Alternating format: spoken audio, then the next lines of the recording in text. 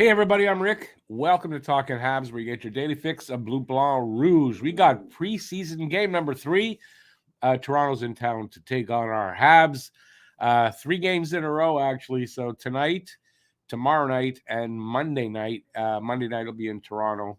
3 in a row, and then I think we end with. Then we end with Ottawa. We'll be in Ottawa. Not tomorrow, obviously Saturday, but the following Saturday, that's when preseason ends. All right. So we got the game. I'm going to be doing a little play-by-play. I'll do color commentary. I will talk to you guys in the chat. And I don't have much for a pregame show, to be very honest. I have a very little news here. Still not much going on. And, there's that. I expect there'll be some cuts. Now, I haven't heard of any more cuts, just the first 4, and I imagine there are some guys cut, but maybe not yet.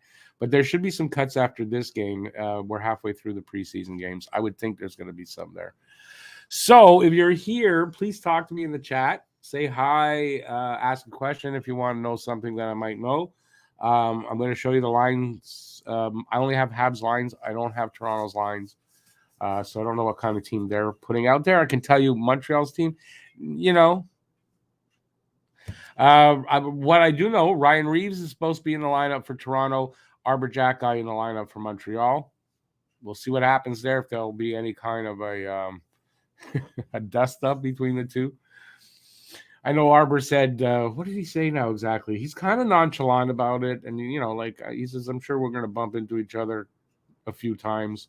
We'll see from there. Something like that. So we'll see if anything happens like that. It's preseason. Preseason shouldn't be a time where you guys got to beat each other up. But we do know last year, right? Ottawa, Montreal, Jackeye destroyed Kastelik. What else? Montreal won the game 2 nights ago, 4-3 over Ottawa, as a matter of fact. It was a bit of a star-studded Habs compared to the Ottawa Senators. It was a star-studded Habs team. So I was hoping for like a bigger win, but it's preseason and it doesn't matter. It doesn't actually mean anything. So nothing to read into it, or anything like that. All right, let's see who's here. Celestin, if you're still around, you're probably not, because that was at 3:00. So it's comment and react. Yes. Zachary, you must be looking forward to this. Can't wait for a good rivalry preseason game tonight. It's Habs and Leafs. It doesn't matter what the occasion. It's always going to be a hateful affair. Andre, how's it going, Andre? From Russia with love. Good to see you from Russia there, Andre. I'm glad to see you're doing okay as well. All right. So if you're a Montrealer, anyway, or you like Montreal teams, September 29th, 2004, the last Expos game in Montreal. I saw a video earlier today on that. Sad, it's really sad. It's already 19 years since the Expos left. And it was nice to see the video and see the Expos in their uniforms and stuff like that. But, it's sad. Good news, if you've bought or you're thinking of getting what I have here, the Sportsnet package for hockey, and basically because you want Habs games, the news today that the Habs are exploring their own streaming service for their games. So this would probably, from what I can understand, could happen next season, but audio only, and then video as well the following season. So considering all these goddamn blacked out games on Sportsnet, I am hoping that this happens really quick. I have the Habs lines. Let's take a look at the lines. You'll see nothing to really get excited about. Yeah, if I can find them. Like I said, by the way, this was the announcement here. The breaking news: Canadiens are reportedly looking at launching their own streaming platform as early as next year. So it seems to be a legit thing. So All right.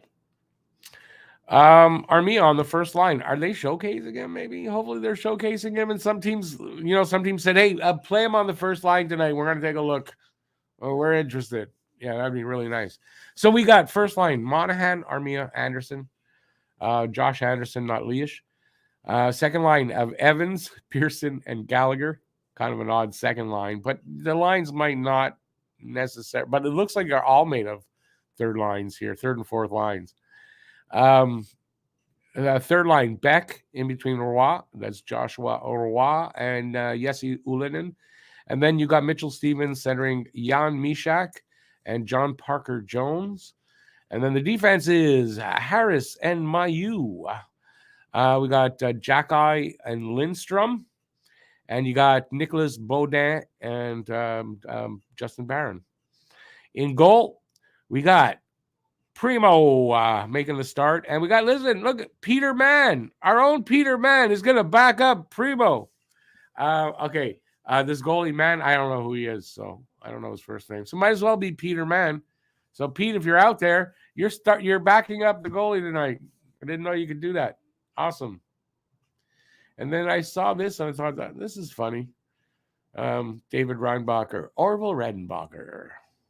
They could have put a caption there better than just that stuff. But all right, that's what I got for you. That's it. Just boom, shot my load. That's what she said last night. And that's it. The only other thing I'll say here is October 9th, this will be premiering. Nope. Wrong thing. This. Time for the Pucking Around podcast. Puck around and find out. Boom. The Pucking Around podcast. Yeah, we had a little bit of some changes going on there, but hopefully we'll have our shit together for October 9th because it's going to be really important to do that. I apologize for my stream being a little bit, the signal's not great. I'm trying to figure out why. It doesn't seem to make sense why this happens, but it seems to be going in and out, so I apologize. It's nothing I'm doing. At least I hope it's nothing. If I'm doing it, it's inadvertent. All right. Talk to me in the chat, because if you don't talk to me in the chat, I don't know what I'm going to do because I got no power to do anything. So it's just an empty threat, but I may be coming down with a cold. My ex-wife got a cold like a week ago. She thought she might have had COVID, but it wasn't that. And I've been there a bunch of times. So, the timeline is perfect. I'm coming down with a cold now. You can hear it in my voice first.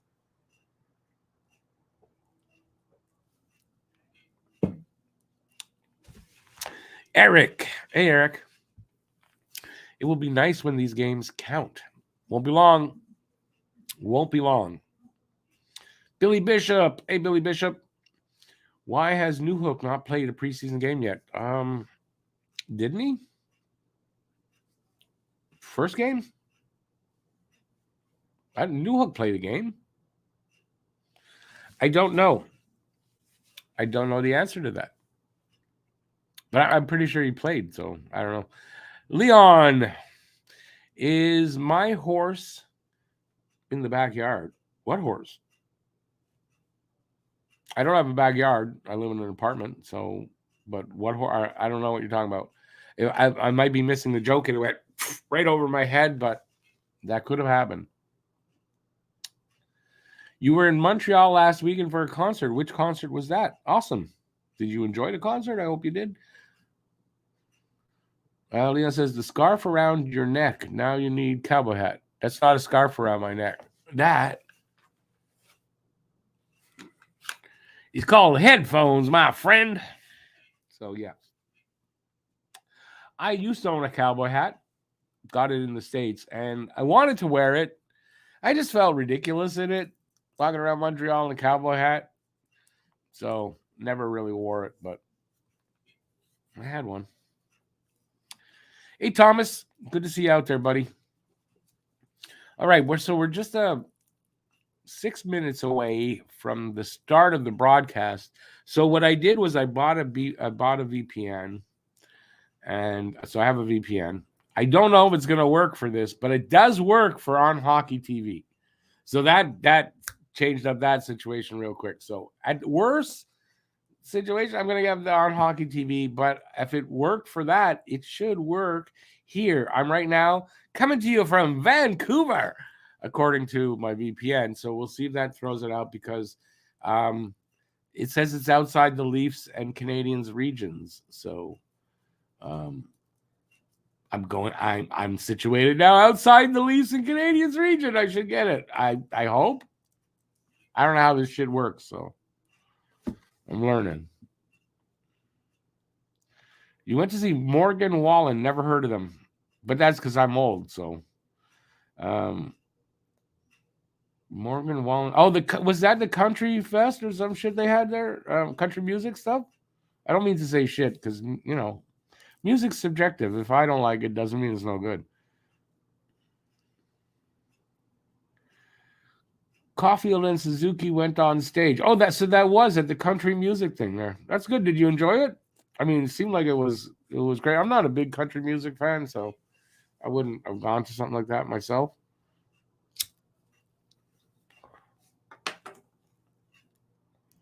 But that's awesome.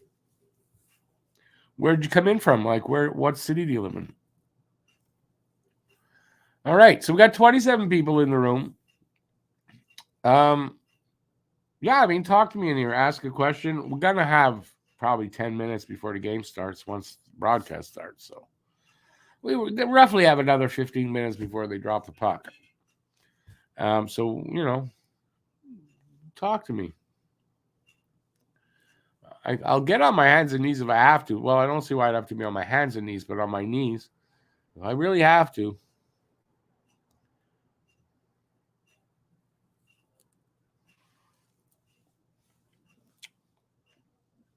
Oh, I could read you my poem. I've read it before on here, but maybe I'll just do that. Frozen Columbus. How's it going, man? Good to see you out there.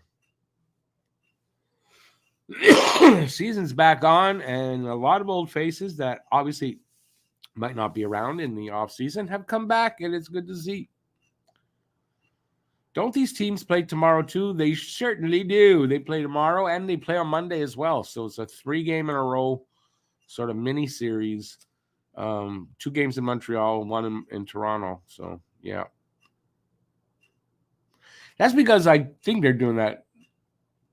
One of the reasons I think maybe last season, didn't we only get 3 games during the season against Toronto? So they're trying to make it up with the extra games in preseason. Oh, you're in Cape Breton. Awesome. I know where that is. That's where BL's from.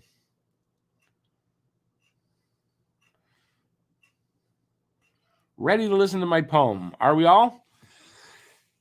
Let me get my throat cleared. It's not long. So I wrote this for before the first game of the preseason, but I adjusted the where it says start today. I adjusted that. And it's called Bleu Blanc Rouge I Bleed. Preseason games are underway. Our favorite team is going to play. A long off season it's been this year. The boys have finally donned their gear. So many good prospects are at camp. You can surely see Habs management's stamp. Big and strong and fast as lightning. And Arbor Jackeye really frightening. Will they win the Stanley Cup?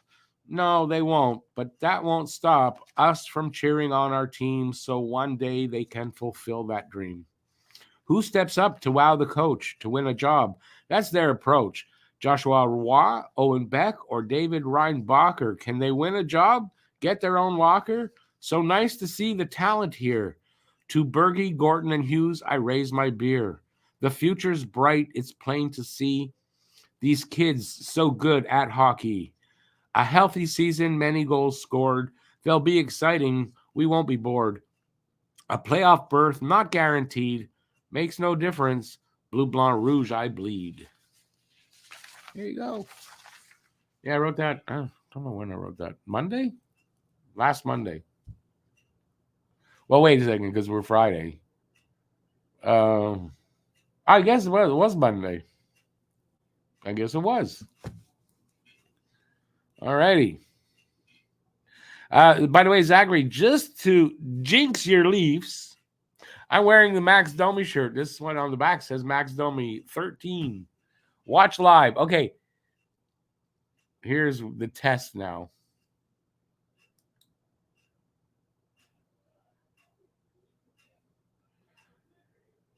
Oh. Oh.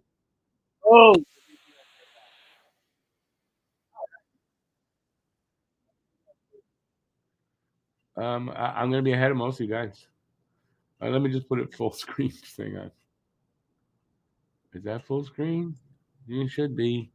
All righty. I get the game. All right. About time.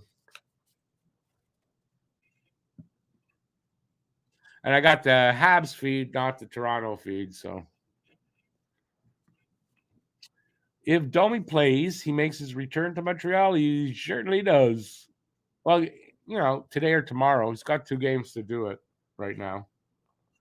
Think Arbor and Reeves get into it tonight? I don't know. I guess depends on how the game goes. The possibilities there, though. But I don't think necessarily offhand you're going to say, yeah, they're going to fight, because they probably won't.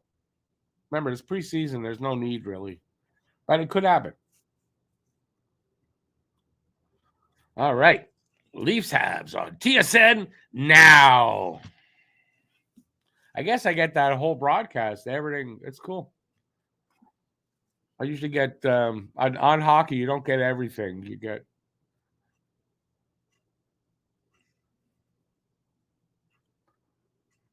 it looks like the Leafs are going to go out shirtless. Awesome. All right, so everybody pumped for this game? I don't know what I was going to say. Give a thumbs up in the chat if you're pumped for this game. Want to predict the score? You guys, let's predict the score. We're not doing guess the score contest right now, but predict the score. Let's see if we can do it for fun. What am I going to go with? Well, you saw the lineup. I don't know the Leafs lineup. This is the problem, right? They're going to show it here. Let's see.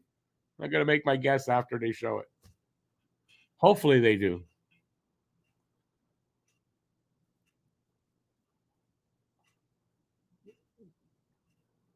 Yeah, I think their lineup's going to be not this star-studded lineup as well. Probably we're going to see the bigger name players tomorrow or Monday in Toronto, whichever one. All right, Frozen says 5-4 Montreal. Yeah, I wasn't going to go that high scoring. I think I'm going to just go with the same score they beat Ottawa with, and I'll say 4-3 Montreal. I'm not that confident in Montreal, but there's no goddamn way in the world I'm ever going to say again that Toronto's going to beat us.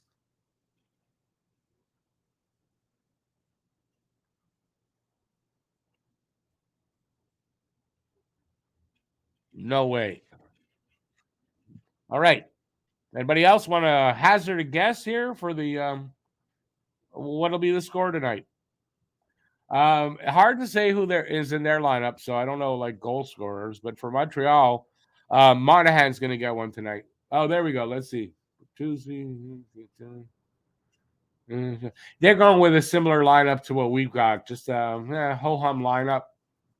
Matthew Nyes is in there. Kampf is in there. Bertuzzi. Nick Robertson. He's supposed to be better than Cole. Let's see. That's it. They took it away. Yeah, so it's a ho-hum kind of, that makes it a little bit even, more even. They didn't put all their stars in to blow us out. We didn't do that to blow them out. We'll see how that works out. Samsonov is in net, I believe. Yeah. So, I said it right in front of me. I'm looking to see his sweater. It's written in front of me there. Samsonov, idiot. So Samsonov against Primo to start. So we're going to see. Zachary, I would not expect you to say anything less.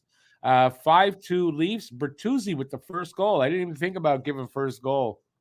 Yeah, I didn't even think about it. If you want to give first goal, go ahead. I'm thinking about who I think it's going to be.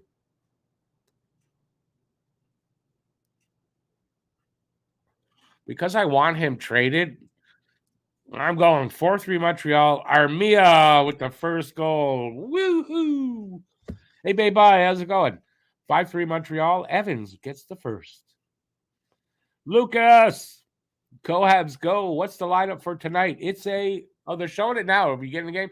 Armia, Monahan, Anderson, Pearson, Evans, Galley, Roy, Beck, Ulinen, Mishak, Stevens, Parker, Jones, Harris, Mayu, Jack-I, Lindstrom, Baudin, Barron, Primo, and Nets, and Strauss-Mann is backing him up. So Strauss-Mann, that must be Pete's brother, because Pete's last name is Mann. Must be his brother. I saw a little interview there with Mayu. Mayu speaks French.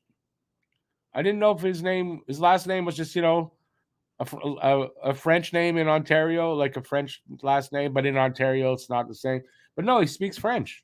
Not great, but better than me. Lucas, let them showcase the guy. Let him have a good game.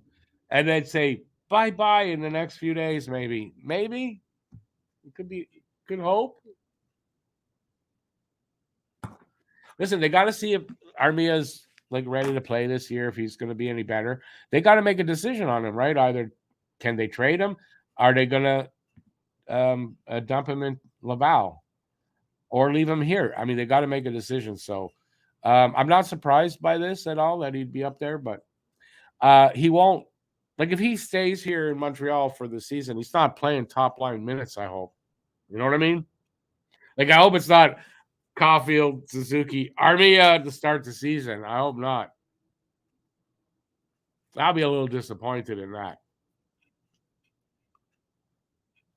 Anyway, so we got musical. We got about 5 minutes. 5 minutes-ish for the drop of the puck. Am I ready for some play-by-play? Ladies and gentlemen, are you ready for the play-by-play? You are, but am I? That's the thing. I don't know if I am. I hope I am. Definitely not used to seeing commercials, but I guess this way I get to see commercials. Aren't I lucky? Something I don't miss about watching TV and stuff the way I watch.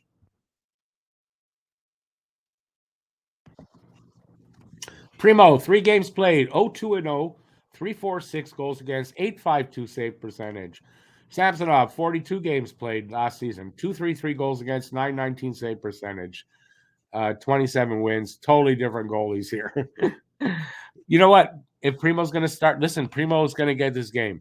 If Primo wants to make an impression, this is the game, because he's not going to get any more probably, right? So must be a lot of pressure on Primo tonight.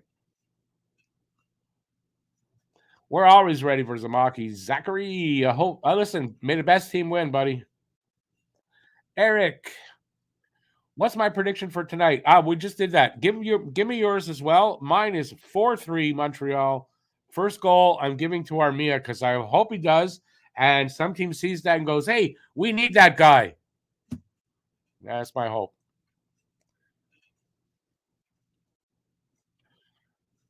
Is that true? No commercials during the period in playoff? I guess they don't want any of the action gone. Okay, facing up. Evans wins the draw. Goes back to Mayu. He sends it up into traffic. And the Leafs kind of in the back.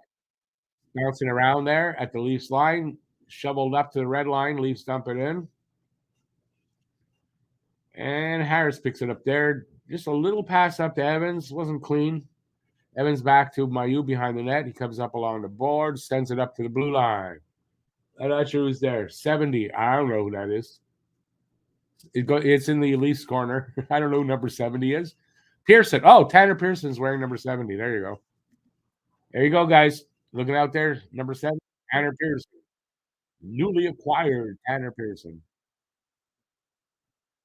Jack-I's got the puck right now. Sends it up to the line to somebody who dumps it in. I think that was Monahan. Yep. Monahan chased it. Puck comes up to the blue line. Sent into the corner by the Habs. Monahan up to the line. Jack-Eye over to his partner, and it bounces out. And that guy sends it right back into Samsonov behind the net. Here come the Leafs. Here come the Leafs. Up to the blue line. That guy's rushing in. There's 3 guys there. Shot blocked. Habs coming out. Mishak over to Roy. Oh, a nice little pass by Sublime. And Mishak almost got up to it right at the net. Anyways, nice. And I think he did that on purpose. Maybe he missed touching the puck. Anyway, Roy's going to be a good player. Where are we? All right, in the corner, Montreal defenseman throws it to the other side. Baudin coming up. He's 92, by the way. He sends it up to the red line to Beck. Beck shovels it into the corner. I think they went to change up. That's why. Puck gets sent all the way back to the goal line. Montreal giving away sort of behind the net. Shot. Blocked. I think it's Mishak. Hits him on the head. Bounces way up and then hits him on the head. At least keeping it in there. Mayu. Dangerous pass right up into the slot, but worked. Mishak dumps it in. Stevens along the boards. Turns and throws it behind the net. Rings around to the other side. Harris gets it at the half wall. But the Leafs have possession. They're passing it around. Ooh. Up and back and back and up. And they break it out. Over the red line. Up to the blue line. But a nice stick there by Evans. Pops that puck free into the corner. Habs win the puck along the boards, and they're going to get it out. Maybe. Yep. No, they don't choose not to go out with it. Up to the red line this time. Given away or taken away by the Leafs. And Bertuzzi had it over the blue line. I don't know what he tried there. A little pass right onto the defender's stick. So now behind the Leafs net. Up to the half wall on the right. Over the blue line. Over the red line. Over the blue line. Not cleanly. Off a Hab. And Montreal is going to come out with it on their own. Monahan just sort of spins and fires it in from the blue line. Goes to the other side. Back to Monahan at the wall. Sends it to the other side. Defenseman takes a shot. Save and a big rebound up to the point. Oh, I thought that puck came out. It didn't, but given away. And then it came out.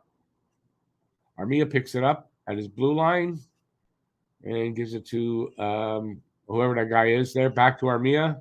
Back behind the net to 92, who I said before, and I can't remember his damn name. Barron gets it, flubs his pass, but recovered by the Hab. Popped in by Ulinen to the corner. He goes and chases it. Ooh. Whoop. Wow. Wow, fighting for it in the circle. Almost gets it.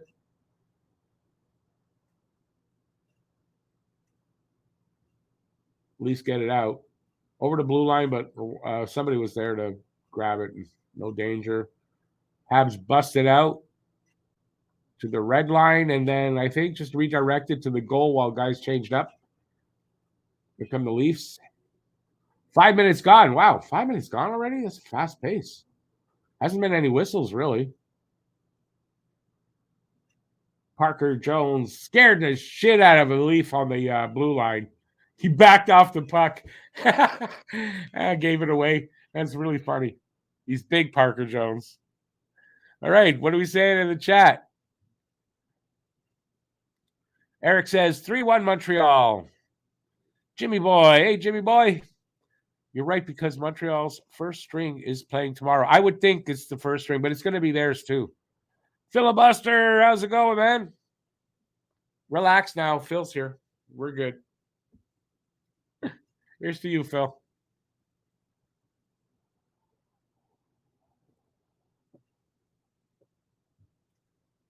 Logan Shaw with a backhander went wide.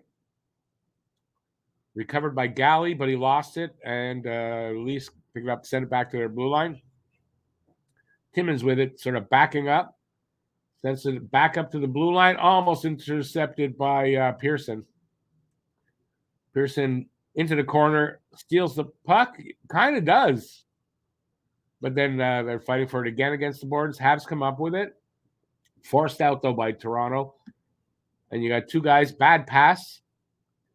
So kind of given away, but Leafs ended up picking it up anyway. Chance on the side of the net. Guy goes around to the other side, passes into the slot, shot. Hit his own player, though, and then Primo guards the post and makes a save there. Puck comes into the corner. Leafs had it. Montreal sort of forced it out to the red line. Leafs are coming back. Bertuzzi gets the puck stolen away. It's in the corner. Sent around to the other side. I hope you guys can hear me. Jeez, realized I'm not facing the microphone. Hey, Joe, how's it going?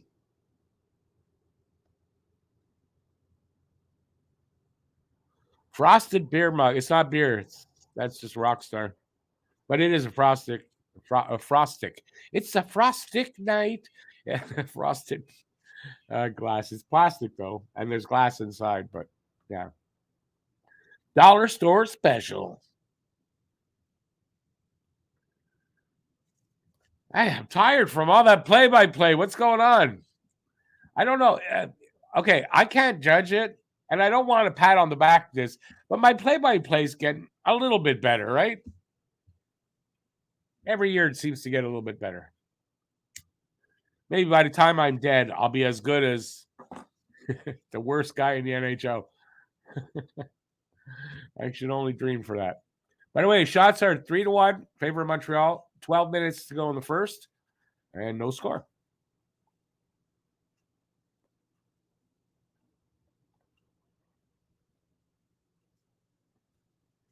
Wow, over the line, passes it off, got away from that guy, and then I don't know who that was, almost at the side of the net had a chance. Couldn't pick up the puck. I think it was Beck. No.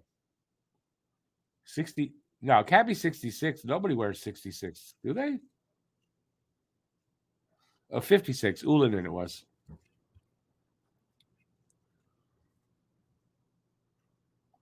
Kokkonen, he's the Leafs dealer. Did you know that? He's also a winger.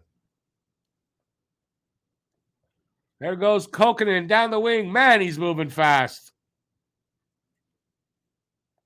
Okay, Rick, your brain is working overtime. 11:05 to go in the first.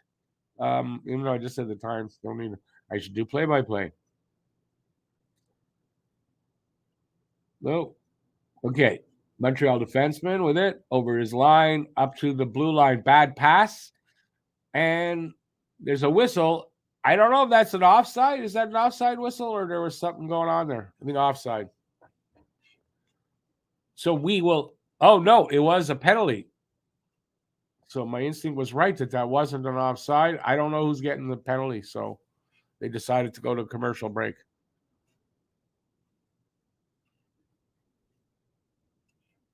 It's a McDonald's commercial, and I'm bopping to the music. There's something wrong with that. We've shifted to a different universe, I think. Something's going on. Lucas, I'm not sure, but I think so.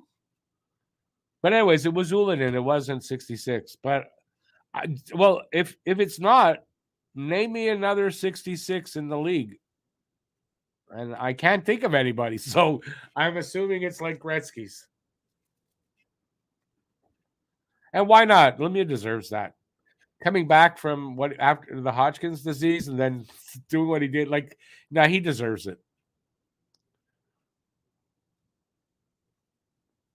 But then again, I guess so does Saku, although he didn't put up the numbers that Lemieux put up that same season. He came back. But anyway, I do believe.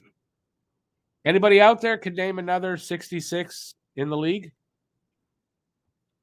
Or knows whether or not for sure it's retired across the league like Gretzky?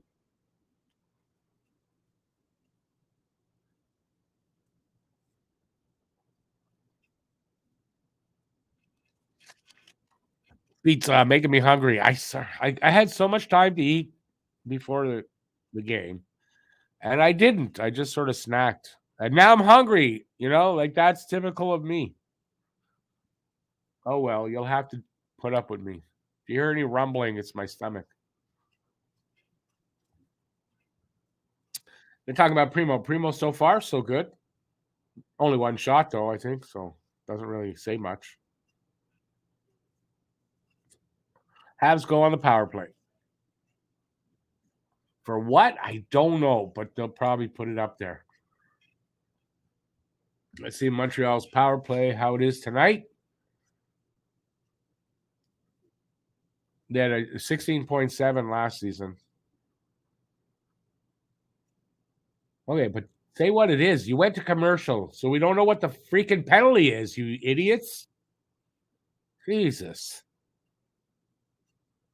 It's not retired across the league? Hosang uses it from what I read. Oh, okay. I'll see. I thought. TJ Brody, but not currently. All right. So we're almost at the halfway point of the first. Here comes Montreal over the line. Mishak into the corner with the puck anyway. Puck comes all the way back. Barron gets it, sends it back to the red line right away. But a giveaway there. And then Toronto just sends that in. How is that not off icing call? How is that not an icing call from his blue line? Sends it all the way to the boards. How is that not icing? I know how it is. Not a good save there by Primo on a sort of a breakaway. Not really a breakaway. The guy was all alone in the slot, though. Is it just if you're at Toronto, you can fire the puck from wherever you want? It's not icing. Is that it? I don't know. I mean, I thought the guy was at his own blue line. Nice poise there by Primo. He had the angle covered, stood his ground, made the save. Face-off is won by Montreal. They're going to come out with it. Nope, they didn't come out with it. Behind his net is Bodan, 92. That's who 92 is. I doubt he's not like a serious candidate to make the team. Could be a call-up in an emergency basis, but he's an AHLer. Bodan. So we got a stoppage in play, 33 seconds left in the power play. Shots are 4-2 in favor of Montreal. No score, 9:25 left in the first. That's where we're at.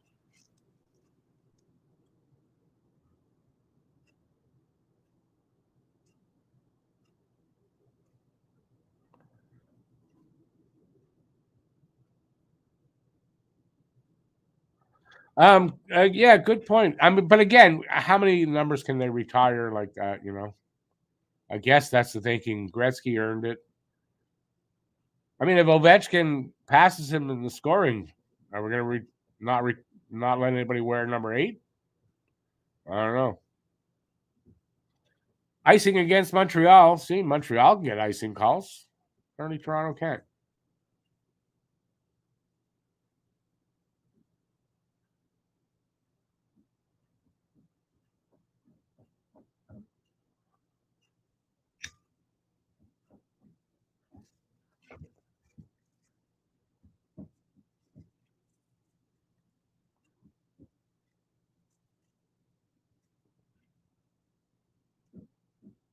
Penalty is over. No shots. So, like last year, Primo just gloved a puck and ended up hanging on to it. So we're going to have a face-off there.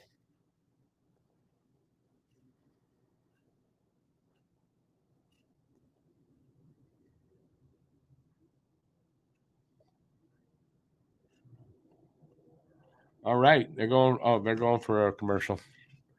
So we got a commercial break there in this scoreless first period so far. So a little bit over halfway through the first period. So it's kind of like I said, right? Not their A lineups. Pretty even both sides. Like this is a pretty even matchup. And the play is kind of like that so far.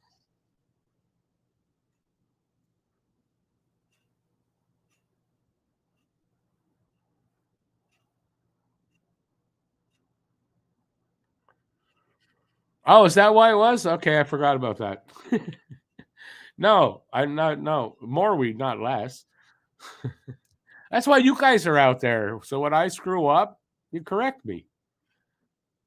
I think Gretzky's the only one with the retired number throughout the league, but 9 should have been before Gretzky was even born.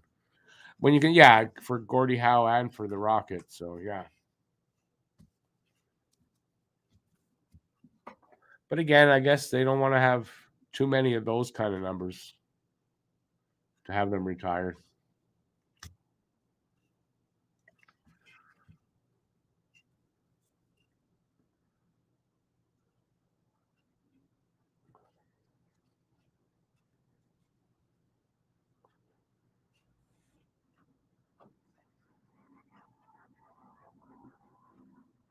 Just about back here.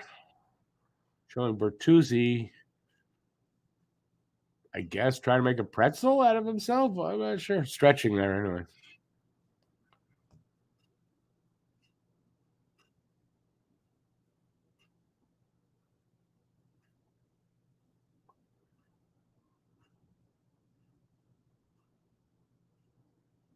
All right, Leafs win the draw.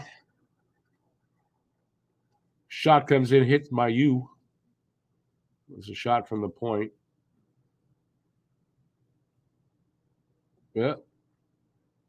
Habs get it up to the line, gets sort of turned back the other way. Leafs can't penetrate the Habs zone, though. Back in their own end.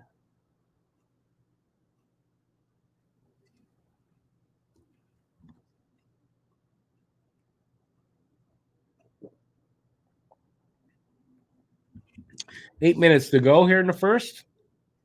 Puck's behind the net. Mayu from the corner up to the blue line, but not a good pass. And we'll have an icing call there. Icing against Montreal.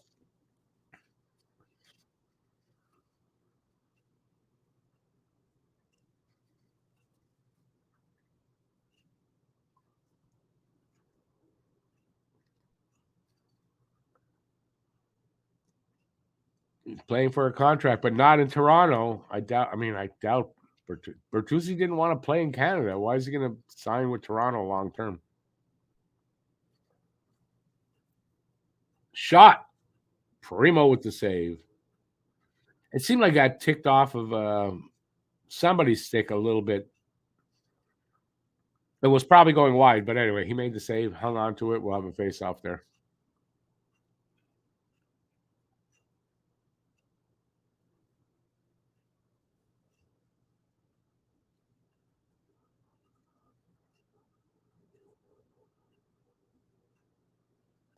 Guy Boucher, coach and waiting for when they fire Sheldon Keefe. At least had won this draw. They dump it into Habs' corner. They pick it up. Boom, boom. Reeves is on the ice. Up to the point, to the other side. Shot wide.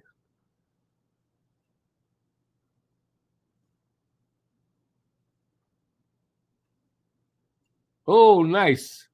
Right off Reeves. Reeves got a puck in the slot. Sort of maybe in the circle a little bit.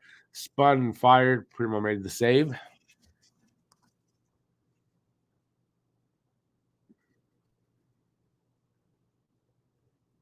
Oh, Jack-Eye was out there.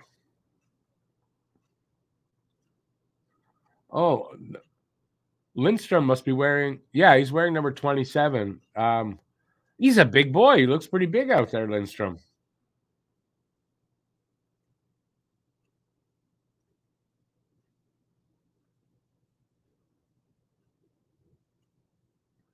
Whoop. Where'd that shot go? Where did, oh, the puck went out. I didn't see it go out.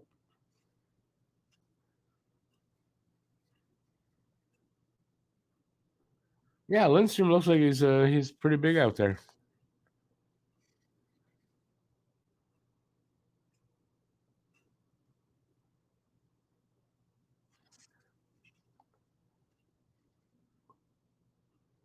Face-off is to the right of Primo, won by the Leafs.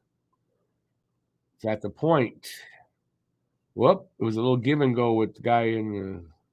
I don't know where that was on the ice, but that went kind of screwed up. It's now over the red line. They send it right back in the corner. Lafferty with it behind the net.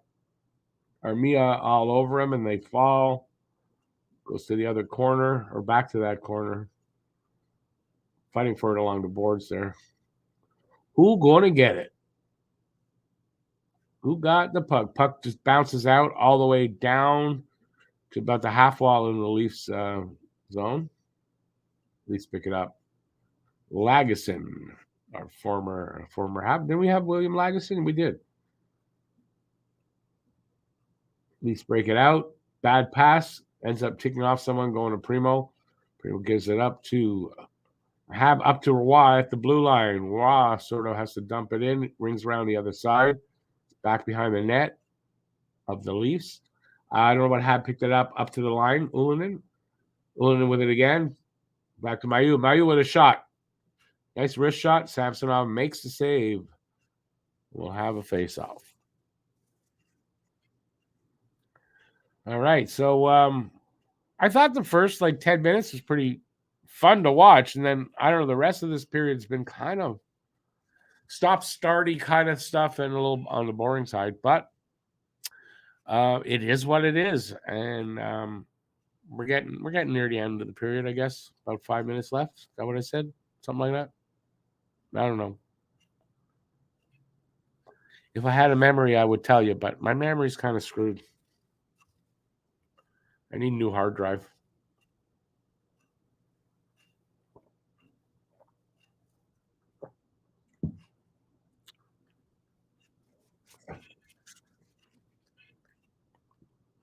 All right. Does nobody want to talk to me here in the chat? Because there's time now. Anyways, the commercials are on, so.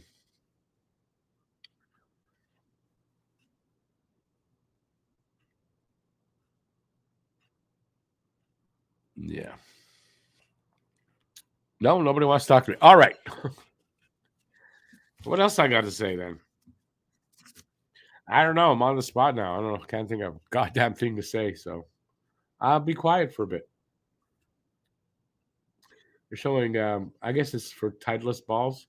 That's a sport I wish I could play. I can't really play golf anymore. Not with my knees. People are getting their snacks. Kind of true, I guess, right? That's what we, the time to do it when there's a hockey game on. When there's a break in the play.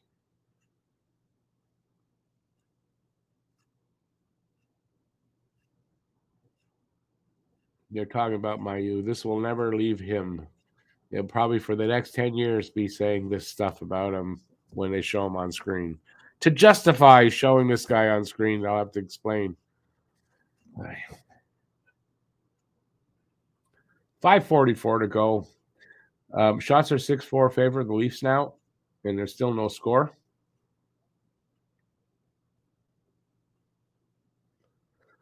Where's this puck? It's in Montreal's zone. Leafs just ring it around from one side to the other, back to the other side. That comes up along the boards, up to the point, to the other side. Ooh, pass off of Roy. He keeps it, and he comes over the blue line. And there's a whistle. We're offside.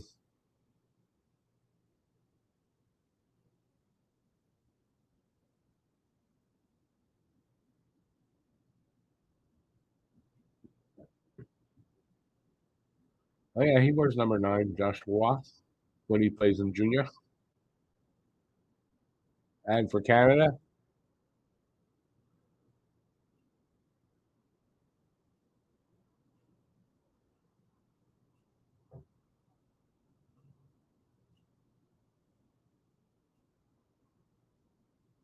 puck is now behind the Habs net, into the corner. Hab picks it up. Carries it out, and then dumps it in.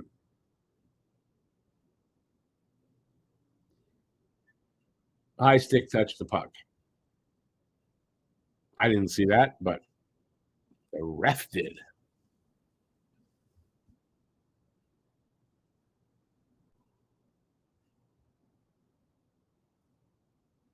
Nice take into the boards by Jack Eye there. No, show the puck. Hit a high stick. 5 minutes exactly left in the first. Habs win the draw.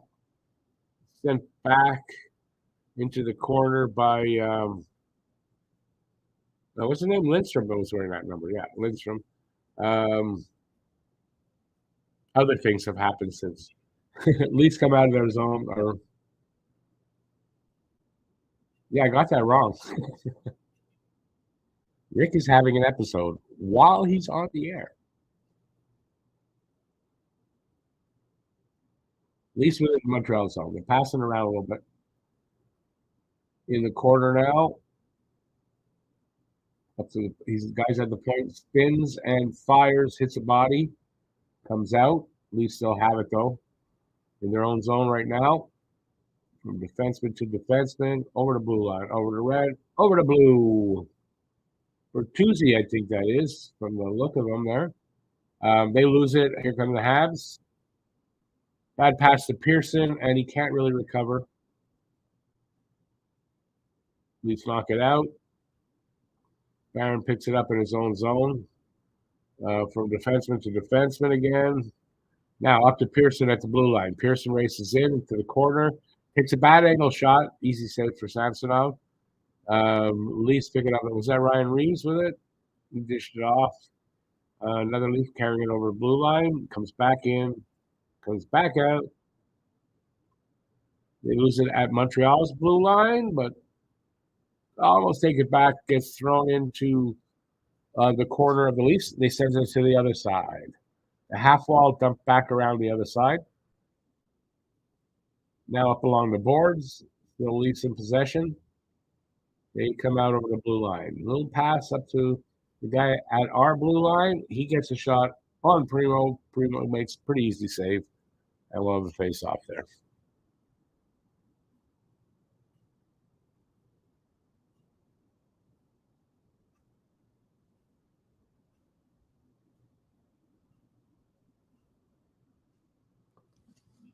They're talking about Tanner Pearson. He's basically a third liner. Puts up third line points.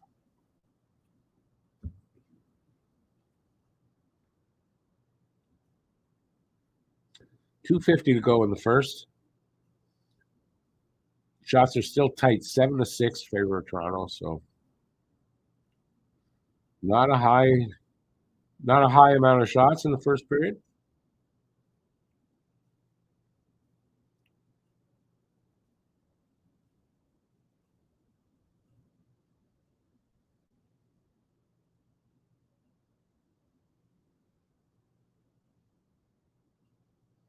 Kind of a boring game though. But I mean, if you look at the lineup, it's not like not loaded with skill. There's some skilled guys here, but there's just not a lot of like exciting action, especially this last like 10 minutes or last 7 minutes anyway.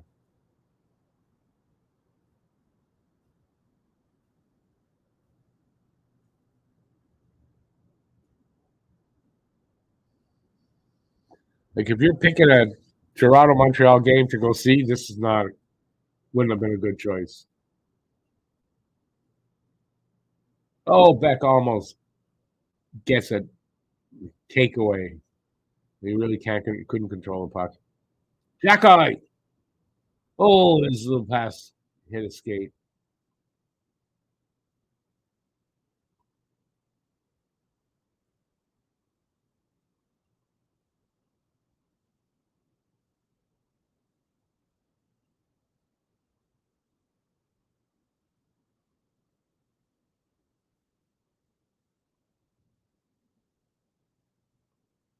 Beck with a shot right on.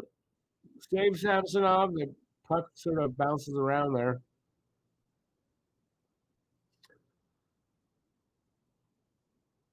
Penalty, Toronto hooking with a minute one left. So if they don't score, they'll have 59 seconds in the second period when they start. 2 minutes for hooking. Lagesson.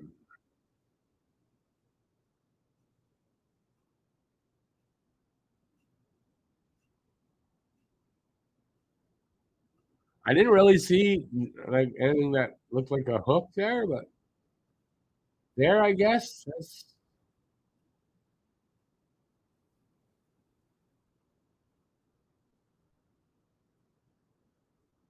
Oh, boys, get a couple of shots here or something. Ain't going to score if you don't get shots.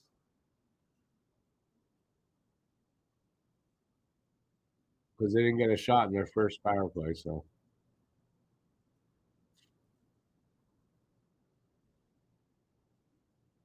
Armia just like walked in, almost came close to making me look good.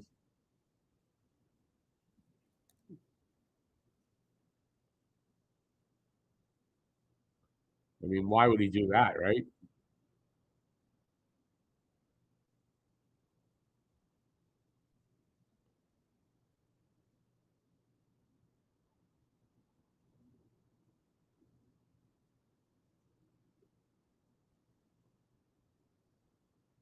Come on, shoot.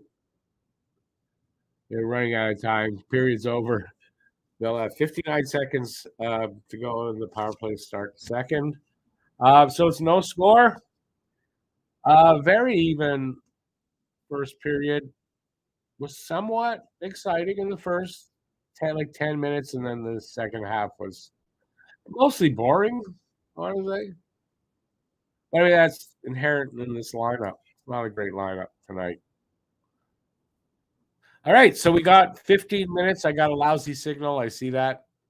Got 15 minutes to talk about whatever you want. I can take these headphones off, and then all of a sudden, wow, everything just got really loud because I've got noise suppression, whatever they call that stuff there, and it works really good. And when you take the headphones off, it's like, woo! All right, I got hearing again. Look at that. All right, 22 people in the room. Listen, if you are going to leave, everybody's right to come and go. Please give a thumbs up on the way out. I'd appreciate that. And what else are we doing? Anybody want to talk? Got 15 minutes to do it, and it's going to be a real boring 15 minutes if I have to sit here alone with my thoughts and then try to convey them to you. Might not work very well. Just saying. I need a little cooperation. Why I sang that? I have no idea. Someone be able to tell me why I do those things? No?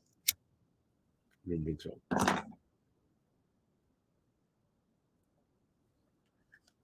Okay, so Bayby's stuck on people getting their snacks. If they're just getting their snacks and that's why they're not talking to me, I wonder what kind of snacks they're getting that's taking that freaking long. Come on, people, let's talk.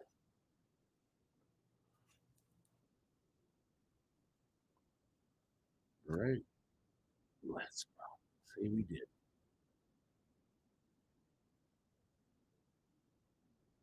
Everyone's going home. Nah, I don't want to talk to this guy.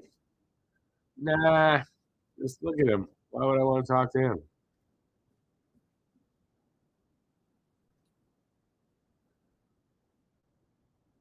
What tremendous action on the edge of my seat. And then I turned and watched the game. Exactly. Yeah, no, it's been like the first, about 10 minutes was okay. I mean, it wasn't boring. But yeah, it got boring there the rest of the period. It really did.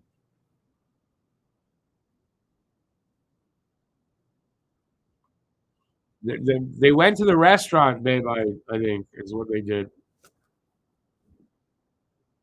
Hey, Joe, welcome back. So, who wants to talk to me? First one to talk to me gets a prize. Did I ever tell you I'm a habitual liar? No, I didn't tell you that.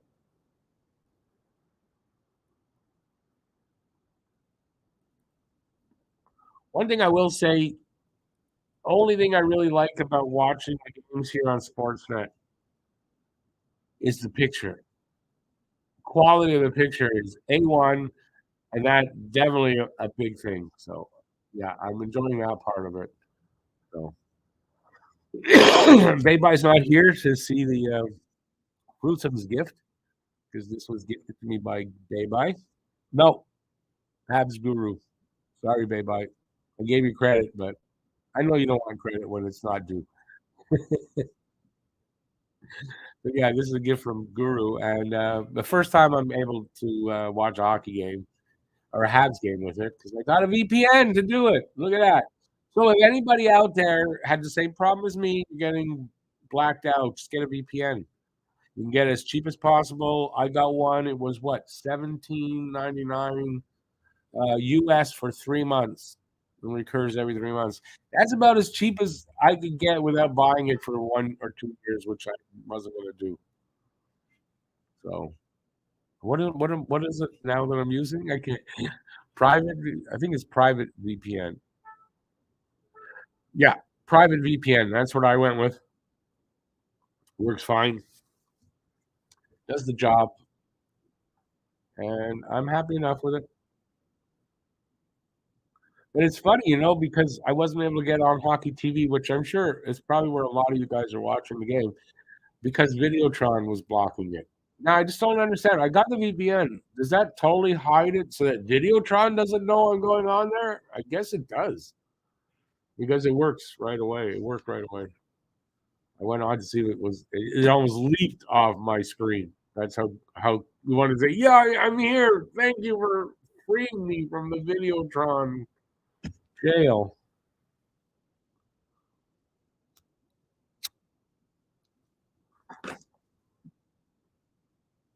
Joe, I thought the AFL stood for the Aussie fucking League, okay? That's what I thought it was for. Sorry for swearing, but it happens. It should be the AFFL, Aussie fucking Football League, okay? Yeah, Aussie rules football it's a lot like rugby. Every time I've seen it, it kind of reminds me of that anyway. It's a tough sport. That's a tough sport, man.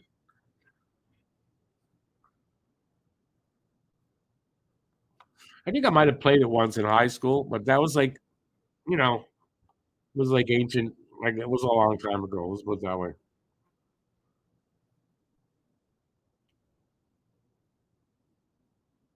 Well, Thomas, you can't fully judge either of that, in a preseason game. You can't. Not with this lineup either, because this lineup is nothing like the lineup that's going to be out there on a regular basis in the season. So it's nothing like rugby at all. Okay, well, there you go. Shows you what I freaking know. It just shows you I don't know much. No, I thought it was though. Is it that it's called Aussie rules football, but it actually they're playing hockey, and that's why it's nothing like rugby? Is that really what it could be? They're playing hockey. They don't use sticks. They only use their feet, and that's why it should be called foot puck. But I don't know. I think I'm going insane tonight. Could be. Could be. I don't know. I'd like to know why Armia is on first line. So would I. No, it's a legit question because, like, what's the benefit of it, right? Are they showcasing him? Like, that's the only answer I want to hear. We're showcasing him. We got a request that they wanted to see him on the first line, so we did it. Like, that's the only answer I want to hear. So I don't really know.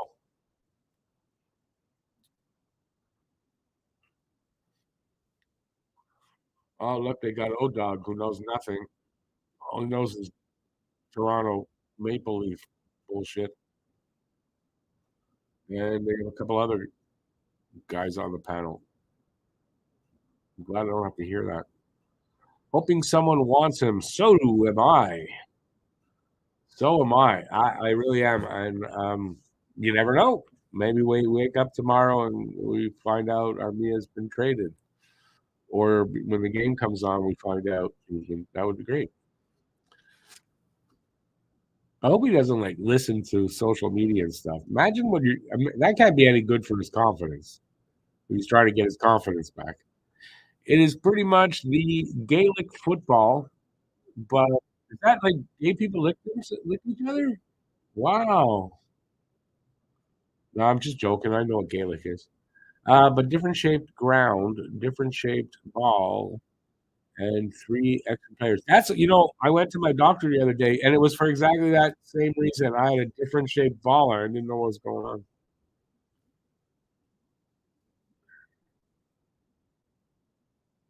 3 extra players. Huh. Yeah, I've never seen it, I guess. I guess I played actual rugby in high school. I thought it might have been. Yeah, that's how memories work sometimes. Waiver wire did open this afternoon, so players can. I think it was actually yesterday, so they can be waived. They waived them yesterday. This was the first, whether they cleared or didn't day. I saw that Alex Belzile, who left to go to the Rangers waived him, so he's on waivers.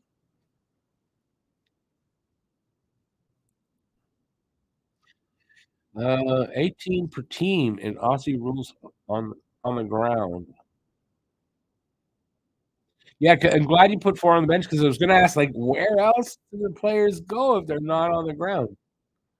Because, like, do you have flying players in Australia? I'm just curious what kind of. I know you're down under, but like, does that really mean you guys really look different? That different? You got wings and shit? I don't know. Being stupid. Maybe they play Armia today and waive him tomorrow. Yeah, I imagine it could. Like, I don't know when they would waive him. I imagine they'll wait till till as long as they can before they waive him. I would think so. I doubt he'd be on waivers tomorrow, but I just wonder if they're showcasing him though. Like, why else are they putting him on line 1? Although if you look at the lineup, it's not a great lineup anyway. So there's that. Anyways, Armia, I'm sure won't play tomorrow. Probably none or very few of the guys there tomorrow or will play tomorrow that are playing tonight.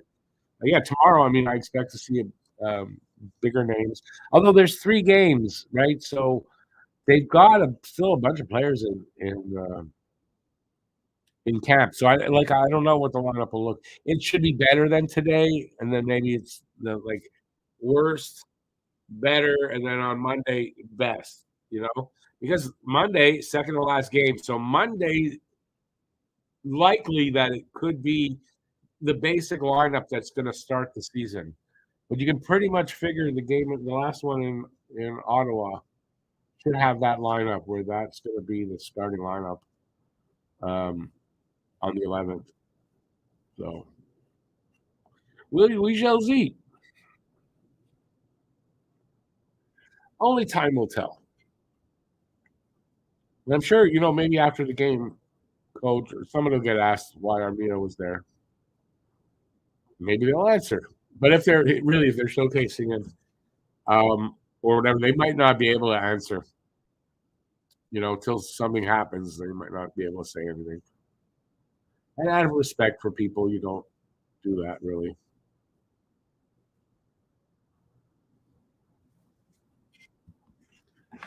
All right.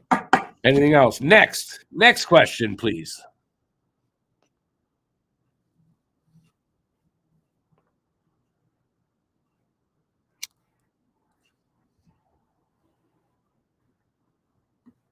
Darren Drager looks like he gained weight. Oh yeah. His suit's not hiding it. Oh yeah, you can see it in his face now too. Yeah, Darren Drager's getting fat. Maybe I read it. There's no new comments.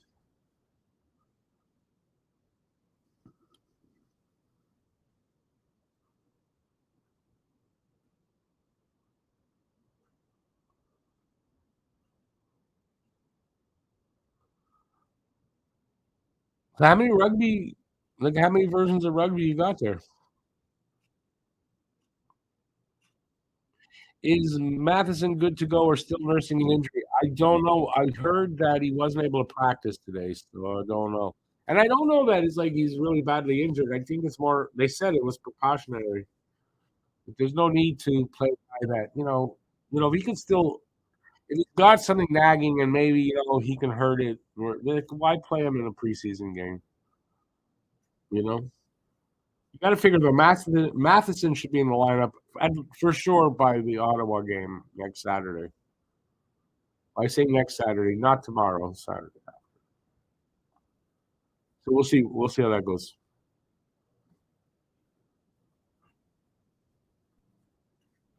Oh yeah, Drager, you put on some freaking weight, dude.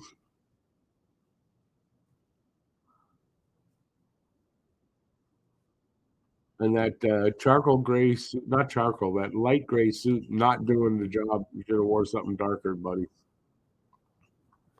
Sorry, that's my fashion commentary. See, free. You didn't know you were going to get that, and I threw that in free. Not bad, eh? Okay, nobody wants to talk to me. What's going on here? Come on.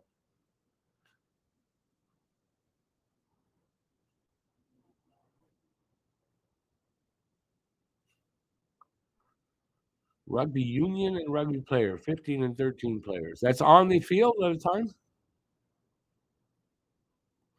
Yeah, I'm probably not going to watch the video, though. Well, why should I watch the video? I got you to explain it to me.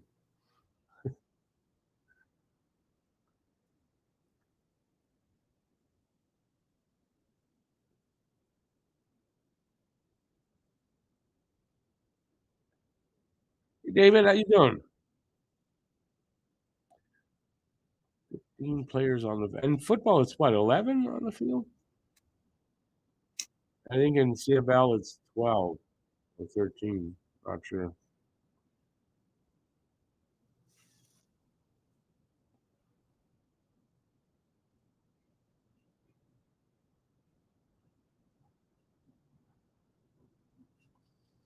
Joseph, I don't. It's not my favorite.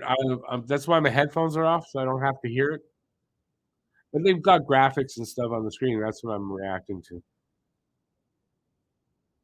Joe's gonna take me a lot of time to digest, understand it completely.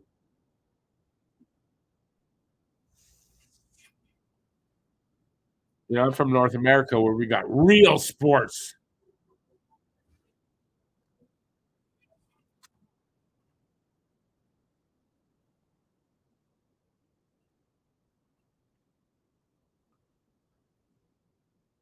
All right. Yeah, every time I look up, there's less people here. What does that mean? Does that mean you don't like my face? Should I black it out or put, I don't know, just a picture up here? And this is my voice. And you don't have to look at this face and go, hey, look, we're listening to an old guy. Why are we doing that?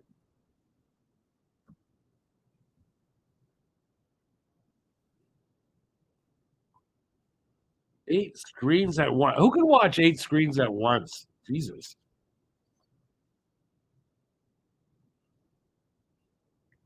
Subscribe to TSN Plus for football.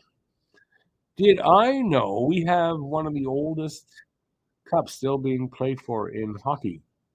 You know, I've heard that before. Either you've told me this before, or for some reason, like not off the top of my head, but when you said it, I go, yeah, for some reason I know that. I don't know why.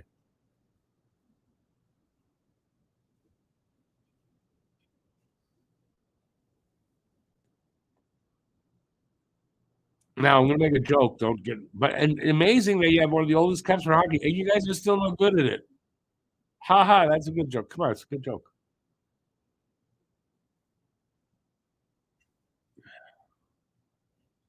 Montreal ended up coming back for the shots, and it's 8-7. Montreal leading in the shots. The Goodall Cup, named after Jane Goodall, was originally played between interstate teams.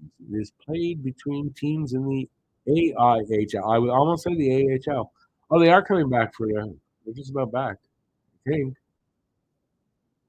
Oh no, it's a highlight thing. I get. I see. Goodall is that? It's not like named after Jane Goodall, is it? Like literally? I don't see why it would be though. Oh, they are coming back. They're on the ice. All righty. Put the headphones on, Rick. You'll know what's going on. Gallagher taking the face off against Comp. Mine Gallagher and mine Comp.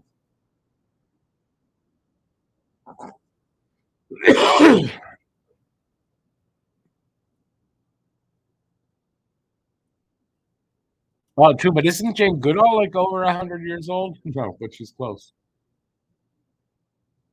Okay, so Montreal is still on the power play. 45 seconds left on it.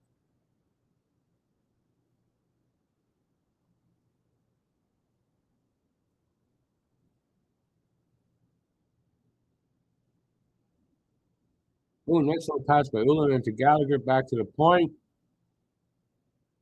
Gallagher back to Ullin to the other side. Shot came and hit somebody. 20 seconds left on the power play.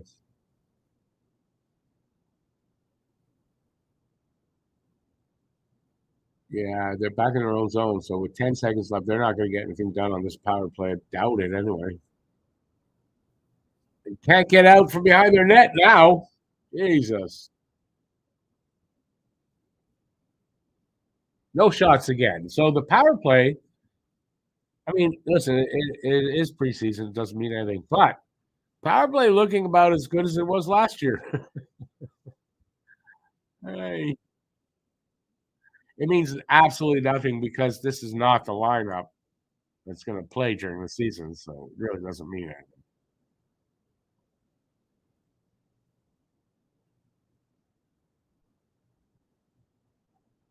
We're a minute 6 into the second period. This faceoff is Monahan got thrown out. In comes Anderson against Kampf. And he wins that draw. Although he went right behind the net. I don't get that. Anyway, whistle for an offside. Puck came out, bounced back into the Toronto zone. No, it's the Habs zone this time. No. That was the Toronto zone.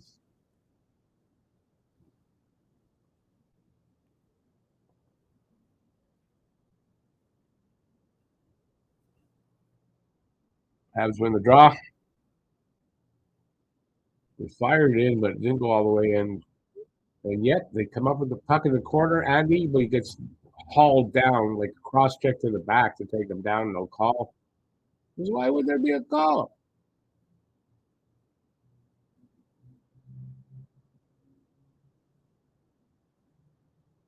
Ryan Reeves back on it, but he doesn't even know where the puck is. He goes, what? Where am I? Where am I? Am I in Vegas? Oh, no.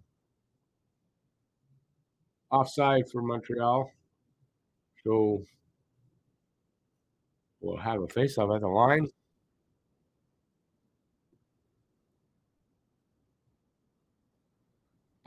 Brad Kralevin, the new GM, the new guy making mistakes in the front office of the Toronto Maple Leafs.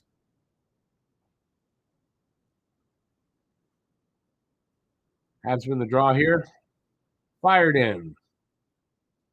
It's around to the other side where it is picked up by Jarana, but given away at the in the neutral zone. Fired back in.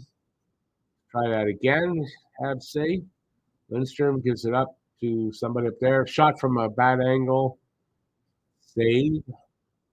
And here come the Leafs. Here come the Leafs. Here come the Leafs. Penalty coming up to Montreal.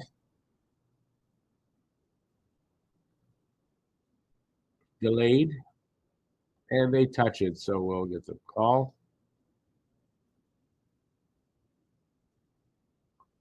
Yeah. Let's see if they show us what the call is. Holding for Lindstrom. Leafs go on the power play. Yep, that's holding. Holding on Matthew Nyes.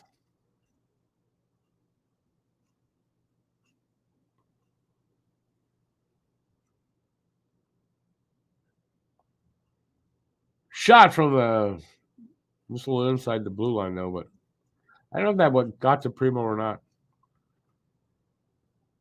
Fighting for it in the corner, and it comes out, and Habs send it back down to Samsonov. He'll wait for somebody to pick that up behind the net. Sends up to the half wall. Cross the ice. Bad pass, but that guy ends up picking it up. Sends it back into his zone. Or no drop pass. And as I said, that they did the drop pass. Robertson over to somebody. Knees, I think. Nice, whatever. Shot from the slot and just went high over the net.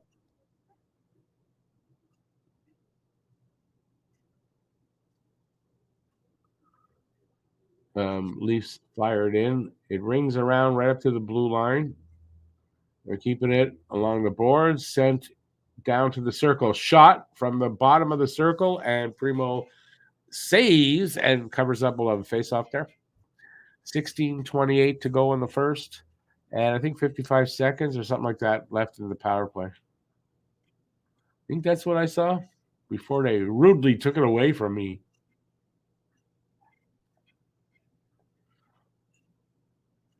It went wide. It didn't go over to that, but that shot went wide. Yeah, 55 seconds left in the power play. Face-off won by Montreal. Carried out and shot in. And then they're fighting for it in the corner on the other side.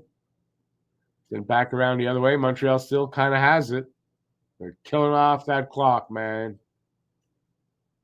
35 seconds left in the power play. Leafs pop it free, but sort of can't get out of their zone right now. And now they do. Lafferty over our blue line into the corner. Sends it. No, what happened with that? Came up to the point, was down to the circle, back to the point, back. I don't know how you describe that. Guy came up to the line, and then passed it, and there was a whistle. So I don't know. Did it come out? I don't know why the whistle. I don't think it's offside. Anyways, 9 seconds left in the power play. It's not much time left. Yeah, 9 seconds. Yeah, it was offside. Puck came out for the faceoff. Look at that. So Habs will clear it off, but can they get even strength before? Yes, they will, it looks like. Yep. Then Montreal sends it back down, not over the goal line, so no icing. Toronto coming back out. Bad pass, gets to Barron on the defense.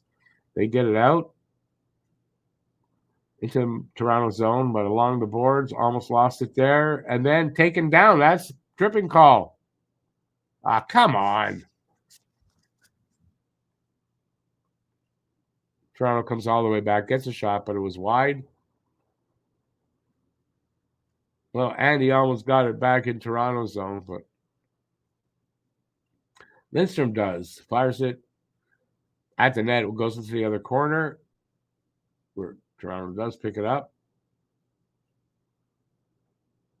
Flipped into the neutral zone. No, into Montreal's zone. Tanner Pearson with it. Pearson, he stopped it at the goal line. Man, you should have let it go there for an icing call.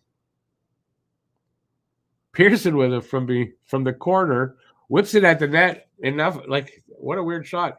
Samsonov made the save with his pad, like the puck came in from the front. Weird. Almost 6 minutes gone here in the second. Shots are 10-9. Favor of Montreal. Offensive zone possession. Toronto up a little bit, but not by a ton. So it's pretty even. They're building a little bit of that now, though. Montreal about to get it out there to the red line. Pass over the blue line. Pearson with a shot, but an easy save for Samsonov. It's an awkward shot there for what's his name? Pearson? Pearson, that's his name. Commercial break. All right. So what do you guys think so far of this second period? For me, slightly better than the first, like the second part of the first. Not as boring, but not great. They're in slow motion. Well, it is preseason, and no, they're not in slow motion. It's also not a team loaded with the best skaters or the best anything, right? It's a bit of a grinder kind of a lineup. So, not surprised.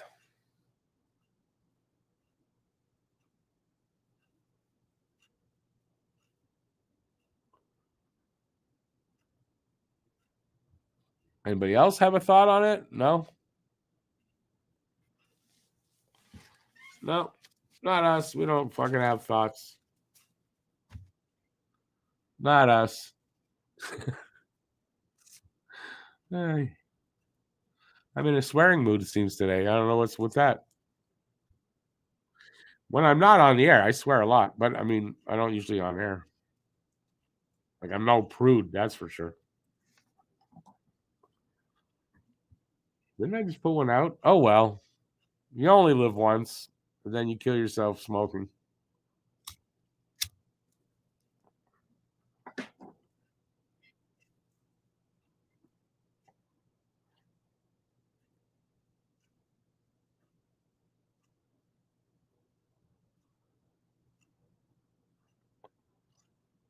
They're talking about Gallagher playing with Suzuki and Caulfield. That's what Mike Johnson is right now.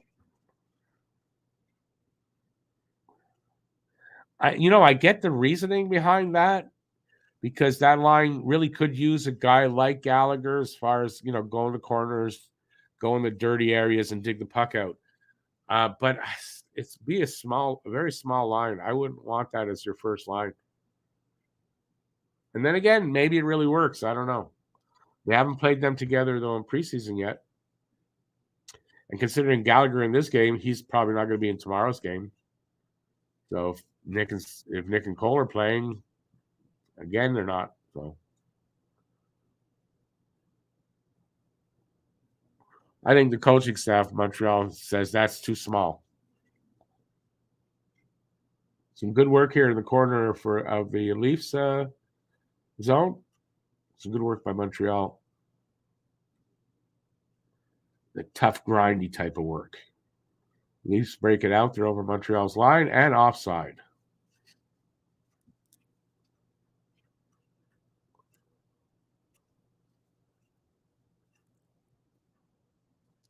.12:47 to go here in the first period. 12-10 shots on goal favor Montreal. No score still. So when's that first goal going to come? Who's going to get it? It's definitely not clear. It's not like somebody's got chance after chance. They're going to score. It's not like that tonight.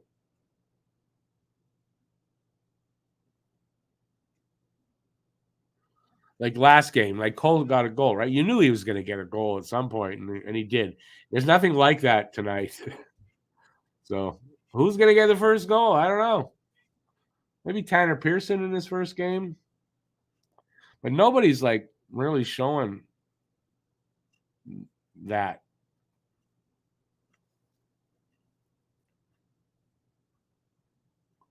And Armia, he was like you noticed him a little bit there in the first? Nothing. He's either not been out or he's invisible again. And it could be either one.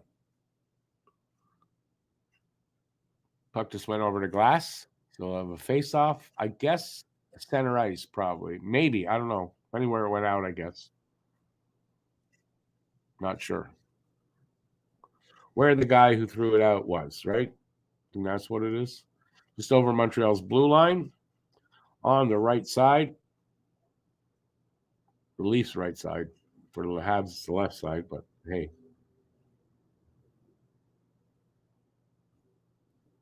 Won by Montreal. Shot into the corner. Rings around to the other side. Habs pick it up at the boards. Send it back behind the net. Beck goes and gets it. Sends it back up to the point, but gets away. And is in Montreal's zone. Barron to his partner. Up to the line. Given over to Ulanen. Ulanen dishes it off to Beck. Beck gets a weak backhand. Too bad. Would have been a good opportunity to get a good, strong backhand there. He might have scored. But it was a weak backhand. Lindstrom behind his net with it. Pass it off to the left side. I don't know who that is. He flips it into the behind the net. I can't tell who that is. Pretty big. Galley behind the net with it. Sends it up to the point. Shot. One-timer wide. Back up to the other point. Guy just fires it into the corner with pressure on him. Evans now with it in the other corner up to the point, to the other side. Got away from him. That's Lindstrom, I guess. Got away from. Now it's Pearson with it. Yeah. In the corner. Gets to the net. They at least knocked it away. They can't get it out. Side of the net. Pearson can't control. Is that Pearson? Can't control that. Evans picks it up to the point, to the other side. From the Jackeye from the circle, shot through traffic, just hit a bunch of bodies. And now we got a cross-checking penalty. I honestly can't tell you who's going off. Lagesson. Toronto goes off, so we'll have a power play for Montreal. 10:35 left in the second. It's no score. 14-11 are the shots on goal favor of Montreal still. It was a good sequence there for Montreal. They got some chances. Dirty ones, not, hard-working grinder ones, but they got some.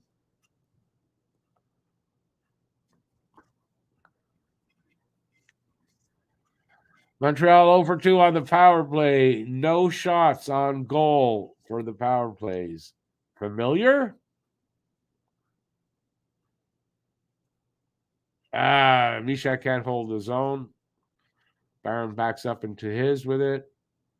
Sends it up to Armia at the line. He just circles. Comes out carrying it. Over to red. Off to the right to Mishak. Couldn't handle that. But they're in the zone. Ah, God, that got away from Mishak there at the line. He has to come all the way back. Try to do that again. Drop pass to Andy. Andy over to Armia. Armia to Monahan at the line, very badly given. Monahan sort of goes around, comes in, gives it off, and loses it. Sent back. 1:10 left in the Montreal power play. From behind the net, Lindstrom loses it there. From the point, shot, score. Short-handed goal by Toronto. Matthew Nyes. Toronto up 1-0. Still 1:03 left on the power play. That sucked.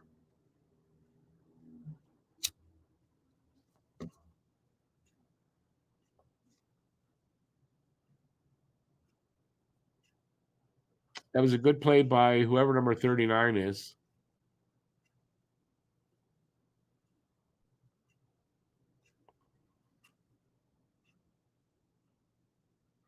I don't know who 39 is. That was a good play by him to get it to Nyes, and then Nyes would have, it wasn't a great shot, but it was a good shot. Off balance a bit. Short-handed.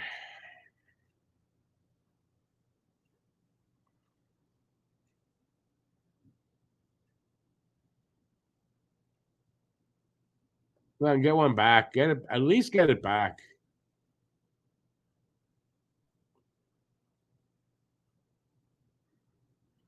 Sent back down the ice. Primo sends it back up to the blue line. Joshua dishes it off. Shot wide or hit somebody. One of the two. And 15 seconds left in the power play. Somebody just fell on his ass for nothing. Yeah, so this is killed off. Killed off and a shorthanded goal to boot. Not a good power play for Montreal at all. But they got a shot. Yay, they got a shot on the power play.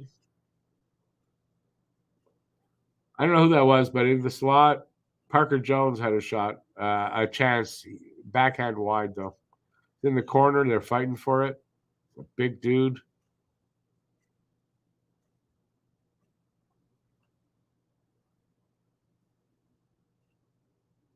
Come on. Like 4 shots, and they can't get one to hit the net properly.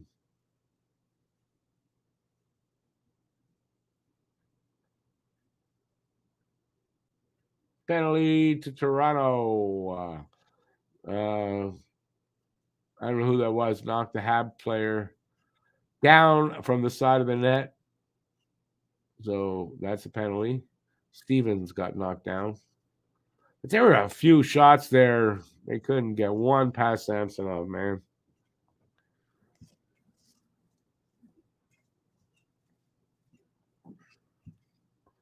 All right. Nobody talk to me. Just nobody talk. I'll do all the talking. It's okay. Commercial break.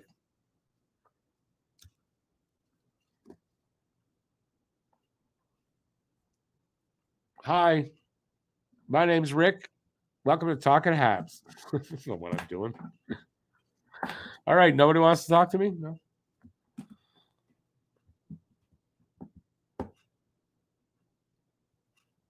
Commercial. And of course, food. I'm hungry. Don't show me food.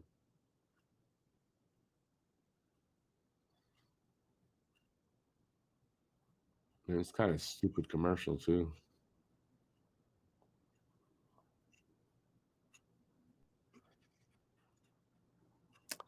All right. How do I convince people to talk to me? I don't know.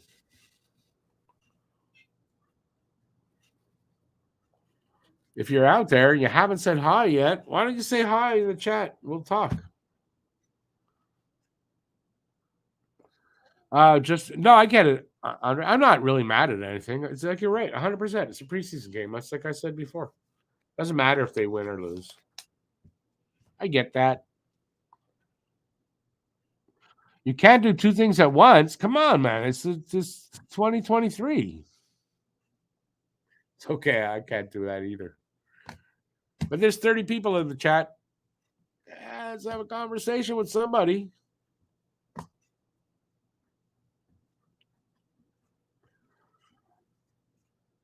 They're showing the goal.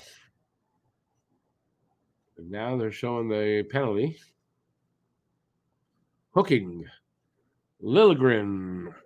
2 minutes for hooking at 12:07. So 7:50 left now. Sorry, my ass. Monahan with a shot wide. Greg. Oh, good save by Primo with the pad. Greg just poked it away from somebody. I don't know who it was.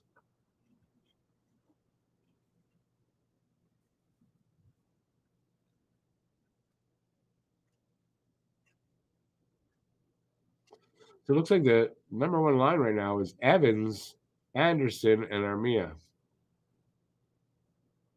Oh, it's the power play unit. Excuse me. Not going to get caught like that again.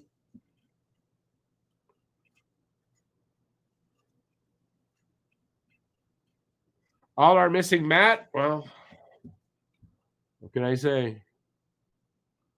We got old me.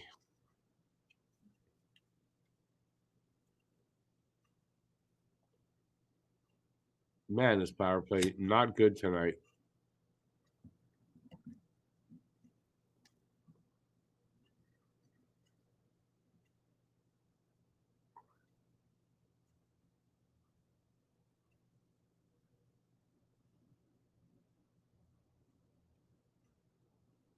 $30 seconds left in the power play. Hey, Steven, how you doing? Are we even trying tonight? Well, it's the lineup. It's not the greatest lineup. I would imagine it'll be a little better, and then the Monday should probably be the best lineup as that'll be game 5 of 6 for the preseason. So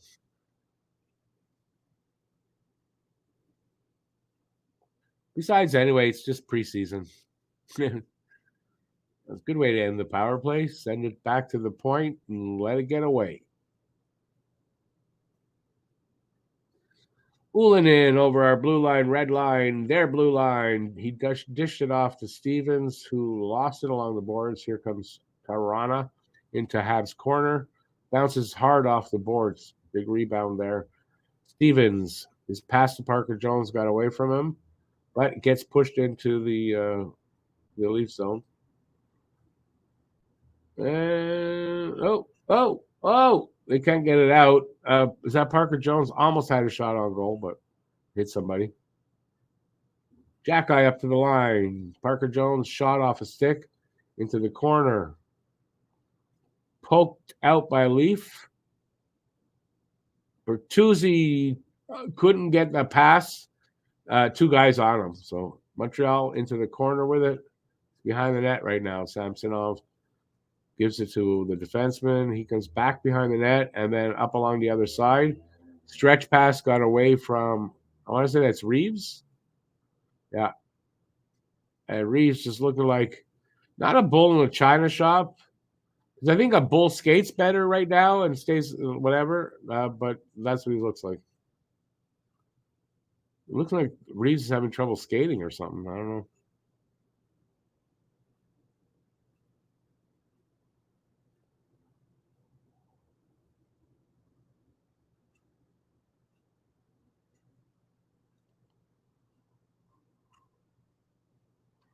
.410 left here in the second.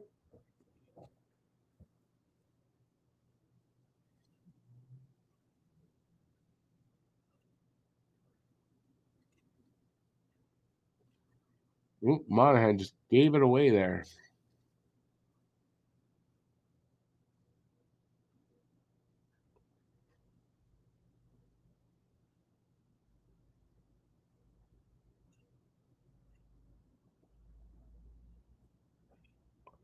Hey, Rich J. Oh, not much. Watching the game.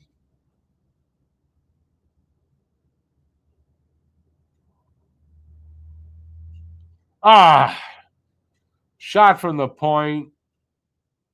I think it got deflected right in front of Primo, but I don't know. I'm not positive.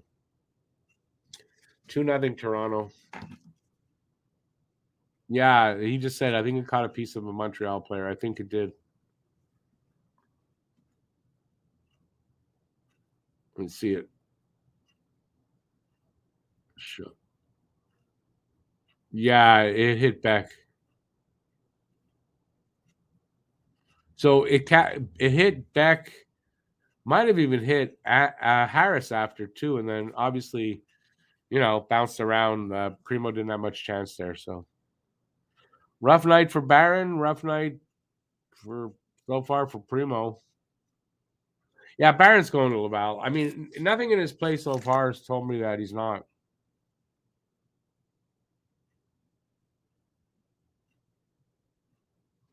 Icing against Montreal, 3:01 to go in the second.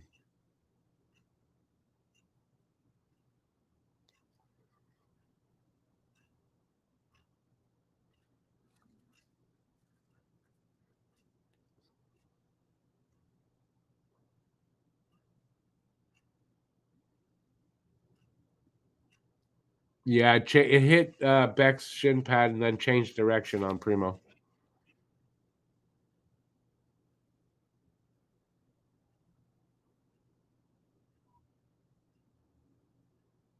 Evans to Armia. Armia at the half wall. Sends a stupid little pass back up to fucking Reeves of all players.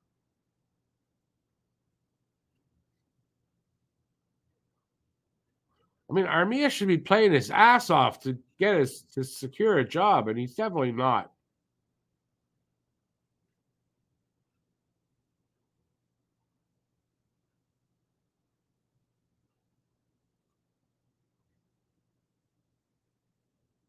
Evans chips it in to the Leaf zone. Leafs pick it up, though. They're behind their net with it. Giordano up to the blue line. That guy's pass, I don't know, went off somebody. Habs have it in their own zone. Lindstrom now over the blue line. Shoots it in. Goes to the other side. Back behind the net. Oh, from the slot. I think Parker Jones had to spin and fire, and it went wide. Habs still have the puck, though. Another shot from the point wide. Leafs pick that up, get it out.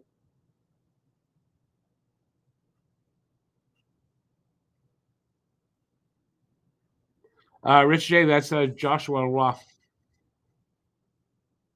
Penalty coming up to Montreal.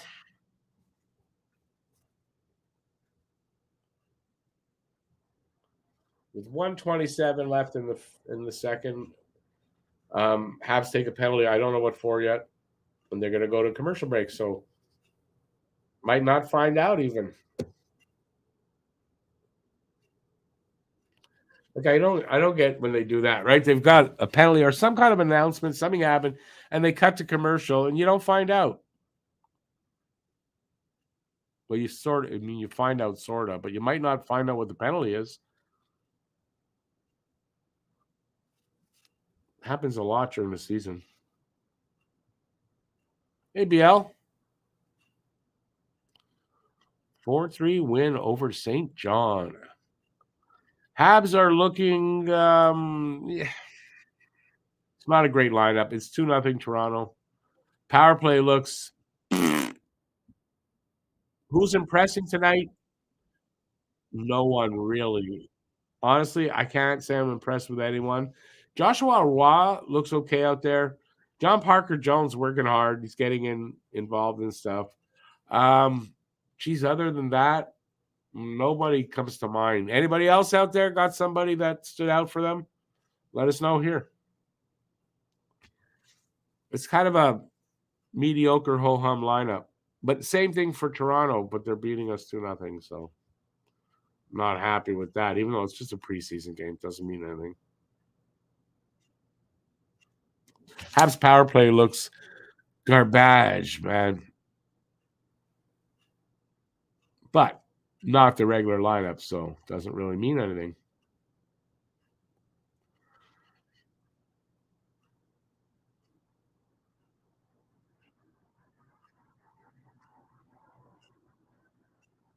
I see what happened. That puck there for the second goal, it kind of dropped down on him. Came in high and then dropped down.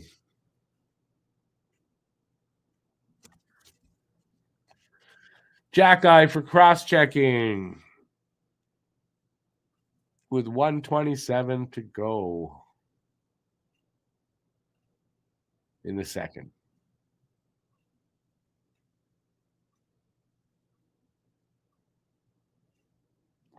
Liljegren with a shot from the circle and a save. I think a save, Primo. It might have hit his own player in front, but I think Primo made the save.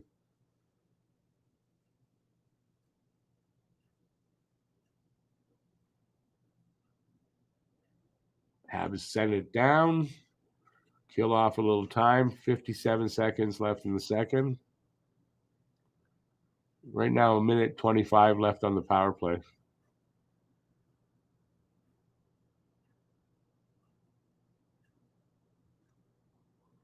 We send it back to the line. Cross to the other side. Down into the corner. To the half wall. That goes into the circle. Dishes it off. Another guy in the circle.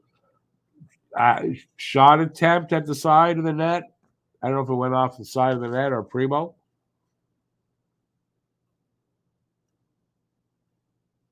Back up to the point. Okay, that happened too far. Bertuzzi now behind the goal line. Back up to the half wall. Back to Bertuzzi. Back to that guy that was at the half wall. Shot. Saved Primo. 9.6 seconds left. 43 seconds left on the power play. Audie Murphy. Audie Murphy was a soldier, very decorated back in the World War II, I believe, and wrote a couple of books. I read them; they were pretty good books. I hope they cut 30 players tomorrow. I imagine there's cuts tomorrow. I don't know how many players.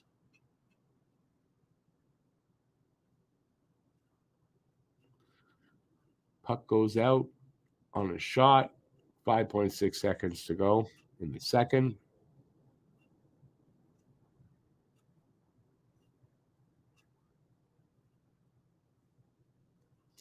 Hey, Anthony, it is 2-0 for Toronto at the end of the second. Did anything interesting happen? Not really. Second period's over. It's 2-0 for Toronto. In what is mostly a boring game. So, it's a boring lineup. It's not a lineup that's gonna wow your socks off, man. So, anything happen with Jack Eye? If you're being like physical, not really. Or Ryan Reeves. Was there was one fight? I forget who it was. Wasn't Jack or Reeves?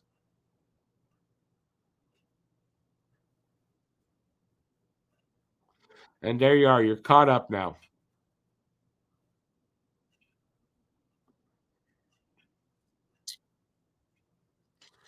So we got 15 minutes here. What are we going to do for 15 minutes? I wish I had. I could take these off. Yay. I wish I had some. I should have had some of those hockey card things prepped. I don't have. So we can't play the hockey card game. What can we do?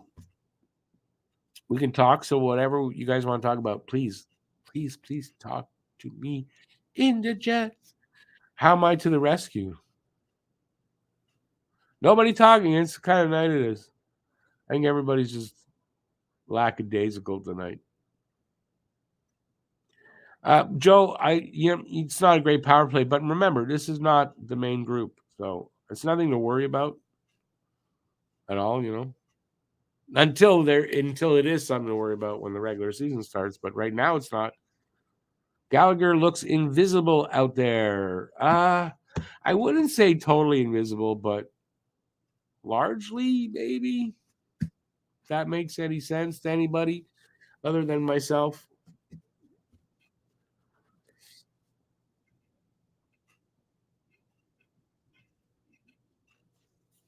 All right. I'll talk about this tomorrow. We're playing Toronto again, 7:00. Same thing in Montreal. So it's Saturday tomorrow. I'm going to be doing Saturday hockey talk. And you can say, well, how are you doing that when there's a game at 7? I'm doing Saturday hockey talk. It's moving to its new time. Unless there's no game on Saturday, then it'll be the old time. But new time is at noon. At noon tomorrow, where I'll do a pregame show. There's not much for pregame right now, so I'll do the best I can.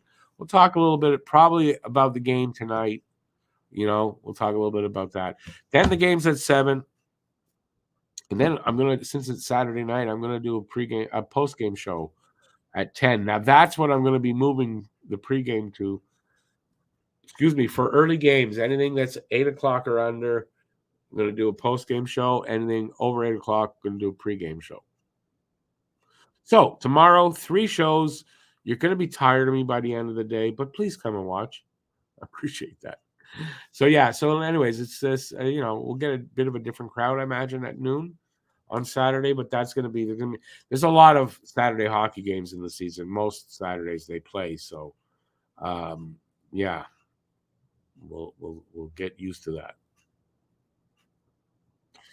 Anthony heard rumors they are going to buy out Gallagher's contract. He is washed. Wherever you heard the rumors, it's not happening. It's not. Buyout periods are over. You can only buy out players at certain periods. I don't know when the next buyout period is, but I don't think it's till the end of the season, in the off season. So that's not happening. What you heard probably is, one of those bullshit rumors or some bullshit person who likes to do clickbait and make up stories probably put that out. So you got to be a little more careful where you watch and you take your news. Because I think I would have heard about that already and I didn't hear anything. And like I said, buyout periods come and gone. 2 of them have come and gone and they didn't buy them out. Besides, are they buying him out when they named him to keep the A on his sweater? It's not happening. Galley, if healthy, is playing.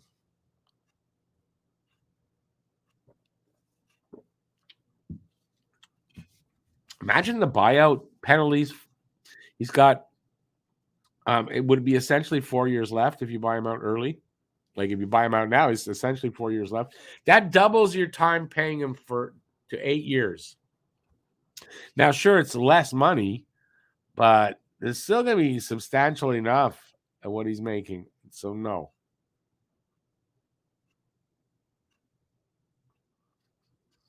Besides, think of how disrespectful that is to consider what Galley's given to this team. And then think about how that looks to other players. around the league and with the team and the young players with the team, that's not a good look. You don't want them thinking like that. You want players to want to come here because the management's not dicks.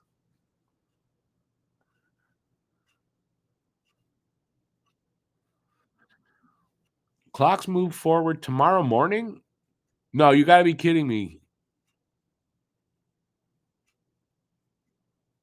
Not this early in October. Don't tell me. I don't want to know that. But you're right. It goes from here. It's dark around 7. That drops to 6. But I wasn't sure if it drops from 6 to 5 or 7 to 6. It probably that's it. I thought it was a little bit later. I hate that. You just made my night horrible there, Joe. No, I'm okay. But I hate that. I prefer daylight savings time, but I know it doesn't work in the winter. But yeah, I hate. Yeah, I can't say it often enough, I guess. But I probably have. Gallagher was really good, but they used him so much he was broken by the Habs. Same with Price. No, that's not. Who told you this? Where you get your shit from, man? Gally plays the kind of game that's what's going to happen to a guy that's small and plays that physical a game. Habs didn't break him. Gally broke himself, if you want to say it like that. And to say the same with Price, you got to stop listening to haters. Haters don't know what the fuck they're talking about when they come up with garbage like that. I'm not calling you a hater, Anthony. I'm telling you need to stop listening to people like that.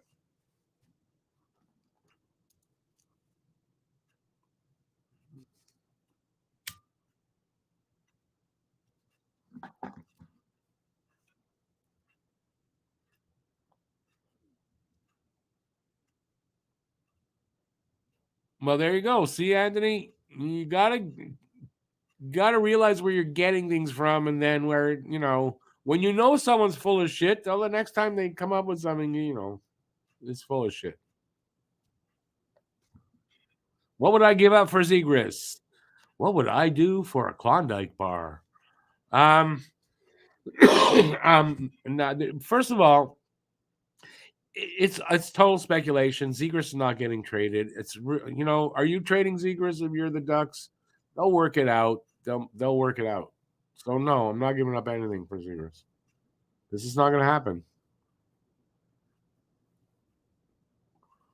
BL says clocks go back on November 4th. So Joe is down under, so that's different. That's why that's different. So thank you, BL. Joe made my night bad, and you just made my night better. Thank you. Appreciate that. Joe, obviously very different over there than here. Eric says their clocks change November 5th. Ours are November 4th. But what he means is November 4th, 2 in the morning, the next night, like the next morning, is when we change them. And that's what I thought. I thought it was November, and I'm right. When we get down to around it getting dark, fully dark around 6, clock change, and then we go back to 5. That's what I thought. Here it's not midnight. Here we do it around 2 or 3 in the morning, depending on what forward or backward.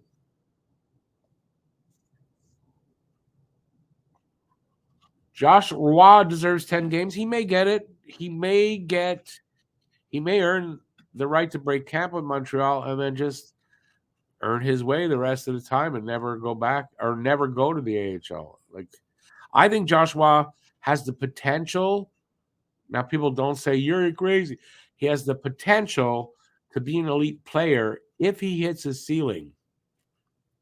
Will he? I don't know yet. He's in development, but he's got potential, Joshua.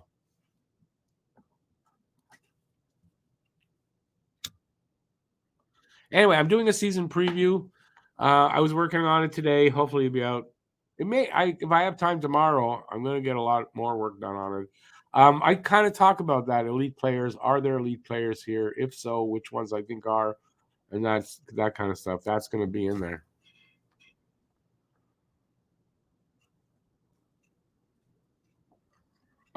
You know what? Audio Murphy, you're right. 9 games.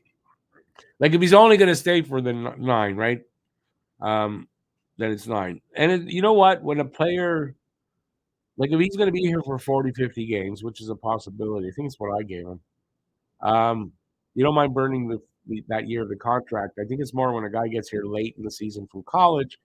You want to burn a year of his contract or not, right? So Habs seem to be willing to do that with players. So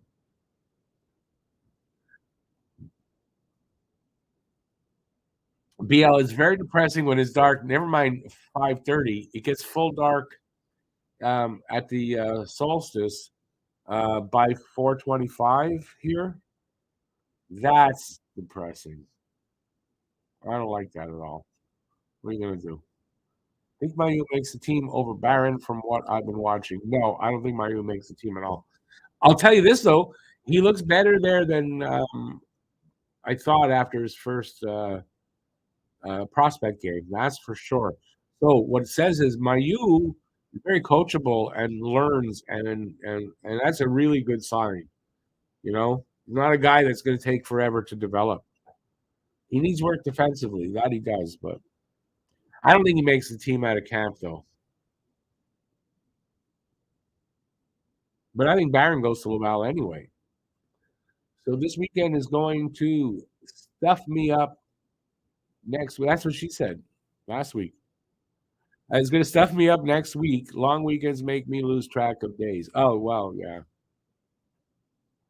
I work from home, so I don't even know what day it is today. Kidney play it all yet? I believe he has. If not, he's probably going to be in the next game, but I think he had one game. There's a lot of players in camp, and it's like I don't have a list of everybody and then check off when they play, so I don't know. I imagine if I was really thorough, that's what I would do. Man, Darren Drager looks fat now.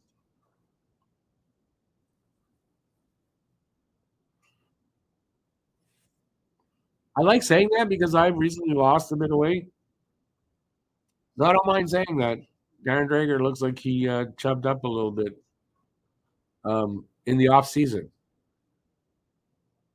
So I guess he's vacation fat. Will he train and get back into shape? I don't know, but really, am I the only one watching this that thinks that Darren Drager looks like he put on 50 pounds? I don't know why I'm laughing so much. It's not funny, really, but it's not. But it is at the same time. Only because only because I wanted to cough for you all. No, because I recently lost some weight. I put on a good bit of weight over COVID, and so I feel good. So I'm gonna rub it into that guy. What? What did I just try to say there? I don't even know what that sounded like. Who do you see for our future Habs goalie? It depends how long into the future you're talking about, first of all. Monty, a younger guy, or do you think we are going to trade for a new guy? I see Allen being traded before the end of this season. Well, I'll only say that the recent injury to Andre Vasilevsky, where he's going to miss 2 months, so he had back surgery of some sort, at least 2 months.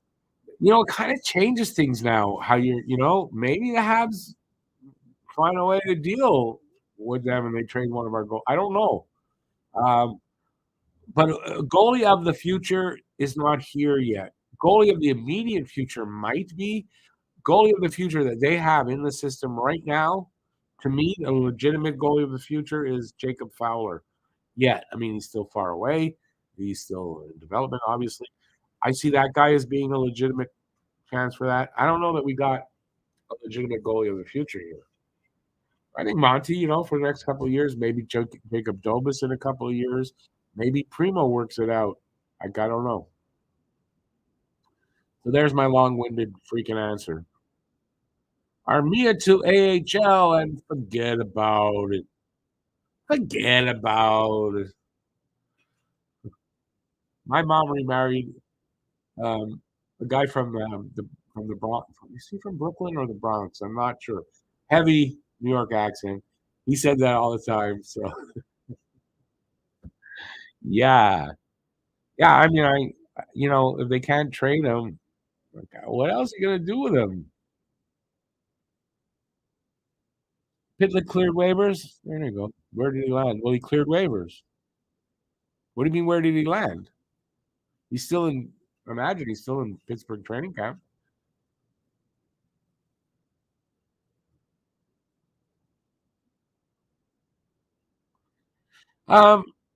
Anthony, don't make the mistake of comparing him, saying like that. He plays like Price. He doesn't play like Price. You know who he plays like?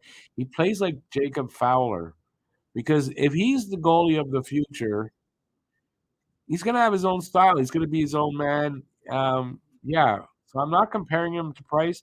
You may say there's some comparisons you can make to Price. I'm not going to make that mistake of, doing that. He doesn't need that pressure anyway. And listen, Carey Price was Carey Price. Not a lot of guys are going to beat Carey Price. But Fowler's going to be his own style of good. That's what I think. Does that make sense to anybody? It might not. It made sense to me. I imagine we're coming back for the third period very shortly.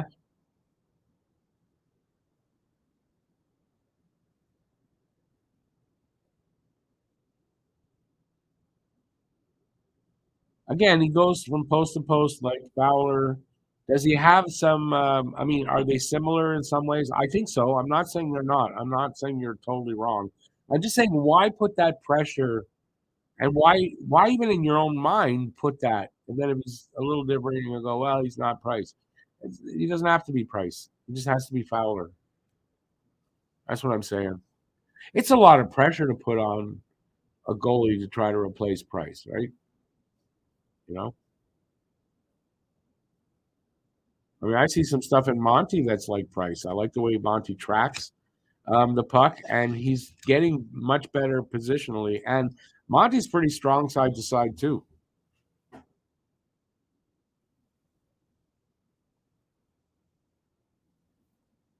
Oh, Brad, I agree with you. I don't think Primo's goalie of the future, but could Primo be a good backup goalie? Could he be a good stopgap kind of goalie for a year or two? He could be. He's not the goalie of the future anymore, no.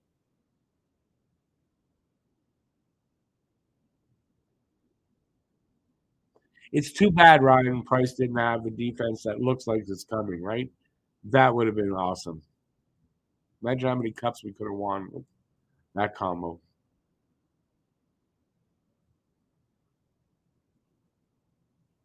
Primo is not probably going to become a superstar. Probably. Could he become? Yeah, he's only 24, man. Goalies don't usually, they could take till 26, 27, and even longer, some goalies. So, yeah. And the Habs haven't given up on him yet. Monty has improved big time. Problem is with Monty, the numbers haven't been there really, right? Because of the team in front of him. So this is his year to show a little bit more because the team in front of him should be a little better. So you want to see more from him. Face off. I don't know who won. All right, so third period underway. Leafs still on the penalty power play for another 20 seconds now.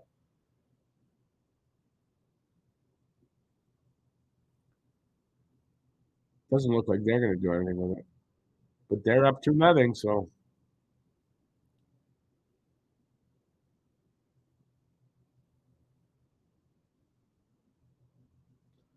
power play killed off.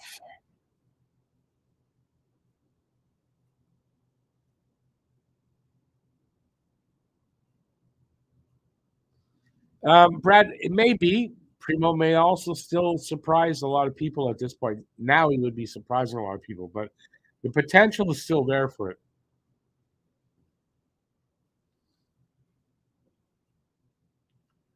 All right, first minute gone. The third, Habs have it in their own end. Anderson brings it out, sort of flips it into the Toronto zone. Glad there was no penalty there because I think it's Giordano. He just fell. No doubt he just fell.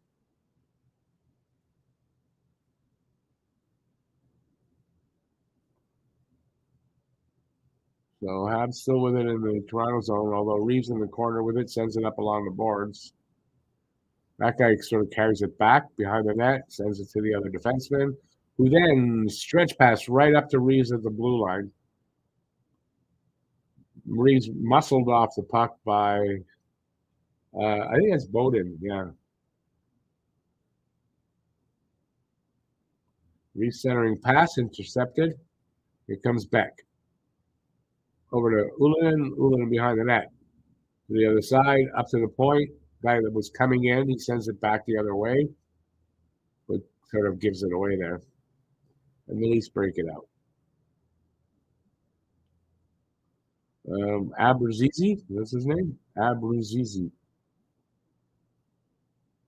In French, here in Quebec, a zizi is the penis. So, is the Abru penis? Stupid juvenile joke there, Rick.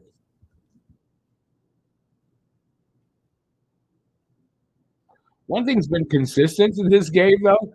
The play has been pretty kind of mediocre overall so far throughout the game. Offside call here.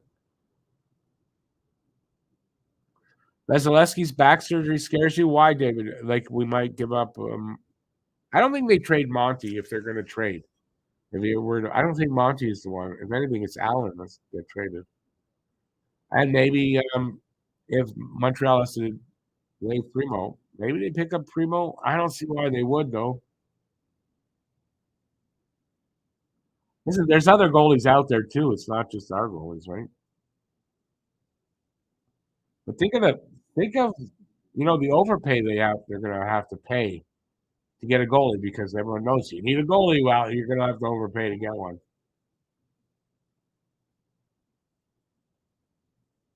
And also, they got to be careful about the cap because Vazzy's coming back. Unless something goes really wrong and he has to miss the whole season and then comes back in the playoffs, yeah, he's coming back.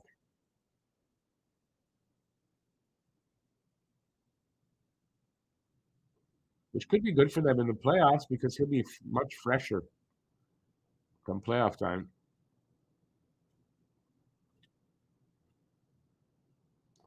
It's just not a lot going on, man. They're moving the puck around and in and out of each other's zone and stuff like that, but nothing of quality really happening in this game.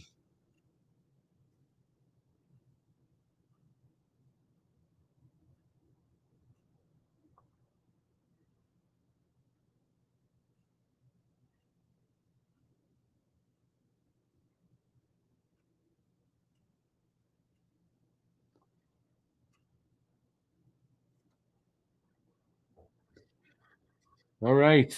We are almost 5 minutes into the third. Well, I'd say 4.5 because we're almost 4.5.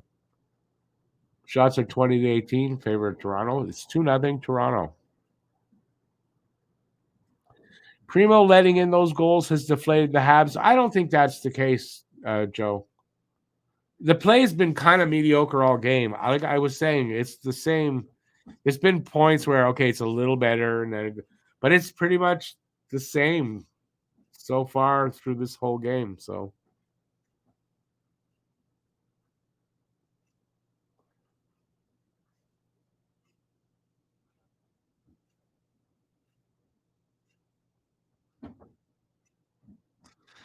David, but obviously till he comes back and then hurts himself again, you don't know. I mean, in general, we do know. That's why I said 2 months. Like that's if it's probably going to be longer, and he might end up missing the season. If he misses the season, depending on who they get to replace him, yeah, they might not make the playoffs. What's my dog doing? I hear a noise here. Hang on. What are you doing, Ray? She's scratching at the carpet. Got to make herself comfortable, scratching at the carpet. 9 o'clock.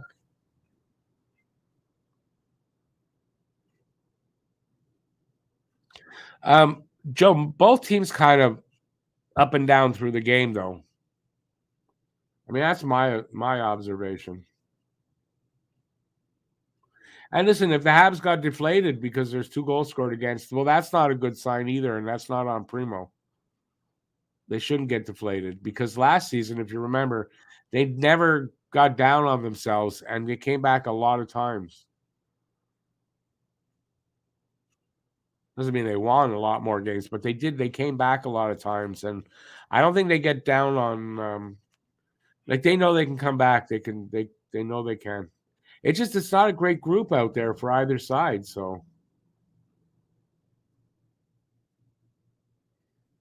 like if this was the team that they're icing for the season, this is just a grinder team. Then they're just going to grind out whatever they can get.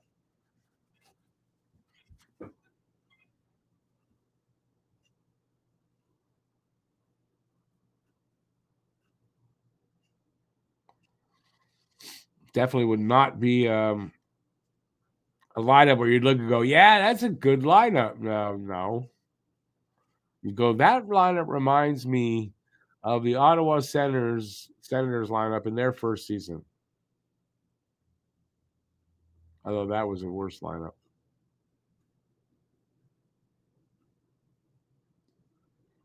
Where are we at?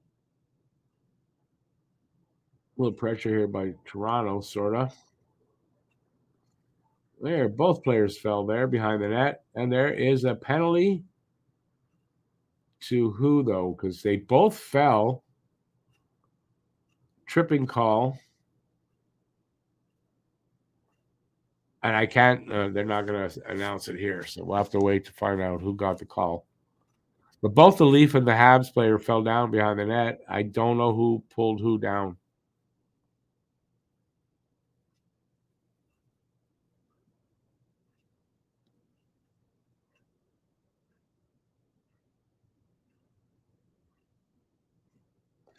Why you said to the Leafs? Who's going to the Leafs?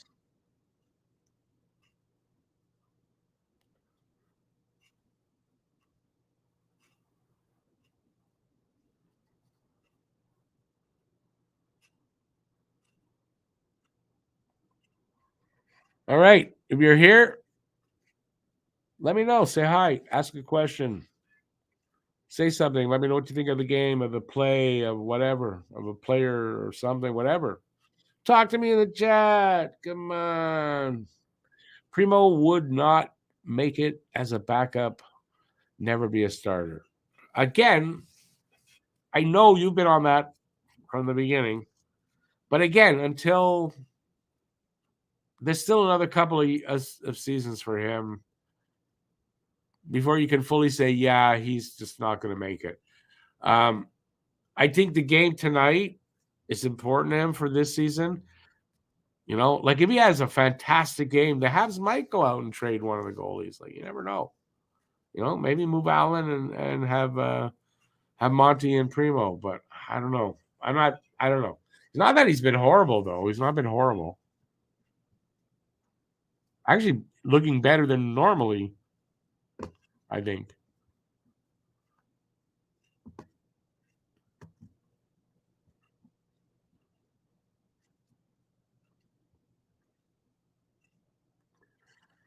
Lafferty tripping at 6:16 of the first. So we got 13:44 left in the third. Habs on the power play.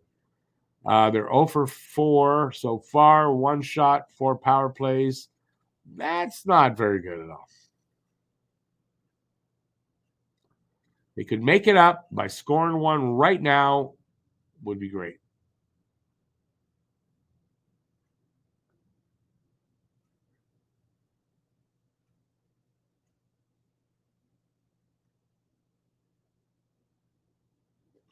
Armia's out there on the power play.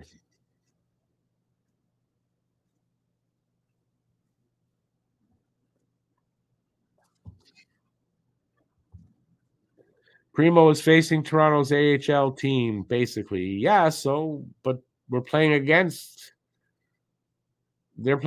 our AHL team. Yeah, they're beating us 2-0, but they're not killing us. They're not killing us at all. This is relatively even game. And listen, you could say the power play is killing them, right? 0 for 4 on the power play. and they're on their fifth one that's probably going to get killed off. That's equally killing them. A couple of power play goals, the game's tied, could make a huge difference. So, and anyways, it's preseason.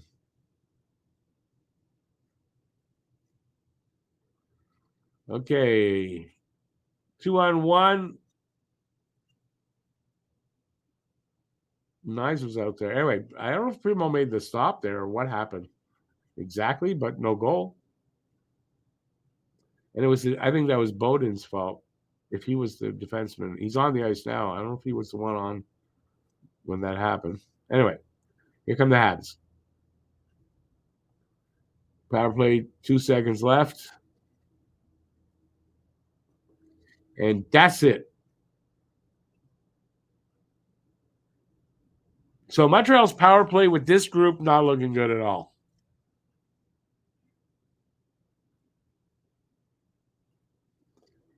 Still a lot of time to go. There's still, there's 11:20 to go. There's plenty of time. There's plenty of time in the game for them to catch up, but slowly it's running out.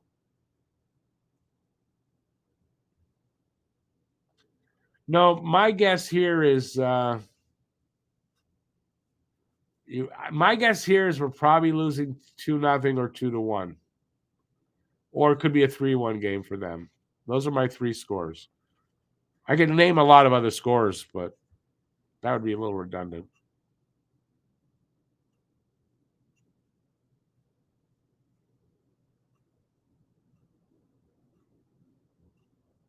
Could be 3-0.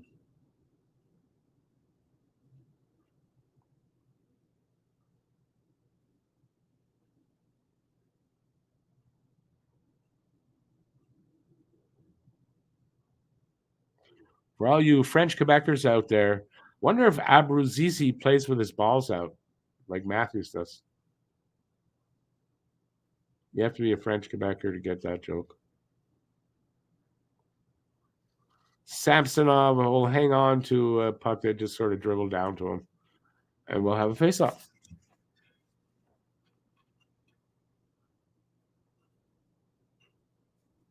Marty is in transition to be a real or not a real head coach. I don't think he's in transition to anything. He's learning his trade as he goes along. I mean, there's no denying that.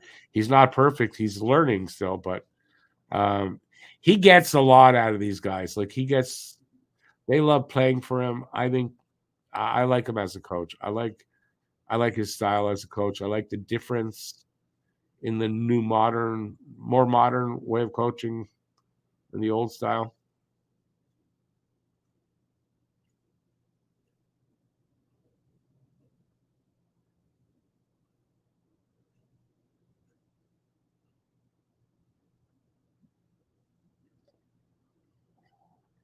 Babcock's never getting hired again. That I can guarantee you.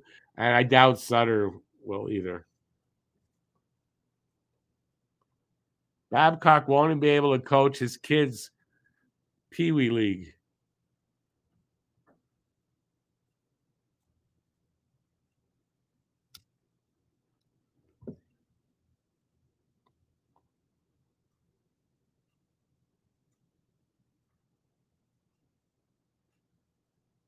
It's not Bob Zizi. It's Abruzzese. Obviously, that's an Italian name. But like I said, ZZ in French here in Quebec that I know, ZZ is your dick. So that's what a ZZ is. Mike Keenan, he's too old anyway. Not a coach a lot of players like, though. Oh, Joe, I get it now. You're right. Good joke. Went right over my head. 9:40 left here in the third. Still 2-0. Shots are 22-20 for Toronto. But it's 2-0 Toronto, so I just like not to see us get shut out. It's really all I'd like not to see. And I wish by talking about the shutout, I could jinx their goalie, but it doesn't work that way.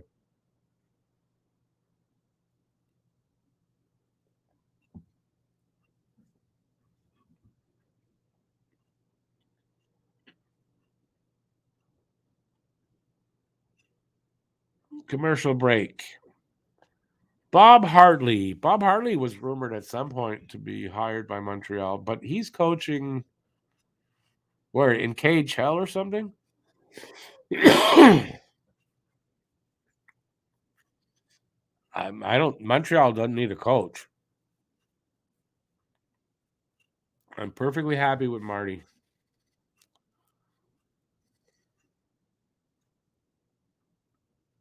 And I love the excitement the players have for playing for him and the excitement they had for the upcoming season in that. And it's unheard of. I've never heard of that many players being in camp 3 weeks before camp opens. And we had like 45 players starting to work out here together up to 3 weeks before training camp. That is so unheard of. And that speaks a lot to Coach Marty, a lot to Nick Suzuki, and the job he's done as captain and just getting this team to bond, and really care for each other. And that's, I like that. But I know from little interviews with players, they love Coach Marty.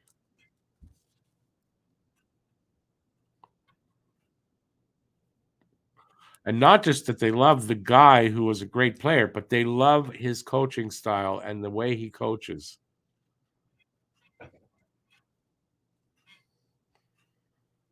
Anyways, he still has something to prove, though. I mean, but I think he's going to do it. Going to be a good coach. Going to be here a long time. Mine opinion. Oh, excuse me. Hey, my belly grumbling. It's saying, give me food. Come on. We're not used to the schedule. We're not. Reeves is out there. Arbor is not.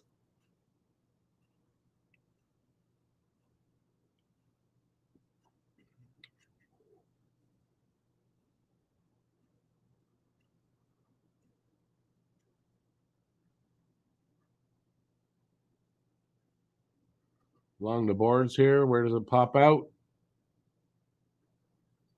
Habs. Oh, giveaway right at the blue line. Little shot side of the net by somebody. I didn't hear who the name was. Big rebound. Chip back in by Toronto. Back into the corner. Evans brings it out anyway. Sort of puck comes off his stick. He goes back, gets it, gives it to the defenseman. It was Jacka. Wow. Going through like three guys almost. He got to the net, but not with the puck cleanly on his stick. Nice work there by Roy.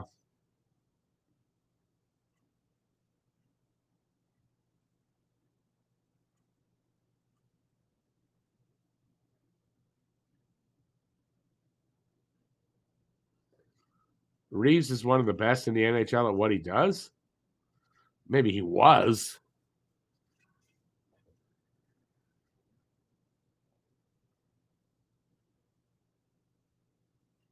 And Andre, that's exactly the point, right? And you're right. That's the kind of player he was, and he is instilling that in these guys. You saw it last year when they didn't give up in games where they were down.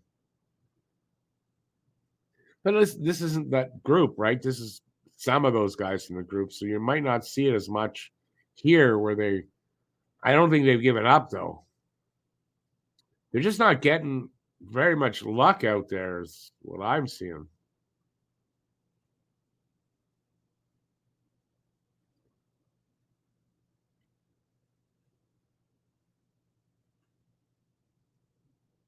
Puck luck's very important.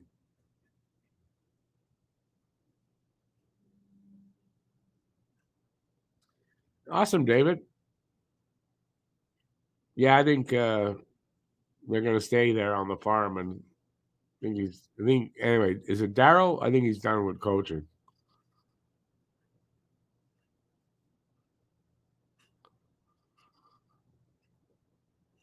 Montreal needs a true coach for the defenseman, Larry Robinson, and a true power play coach if they really want to get better. I don't know that it's the coach.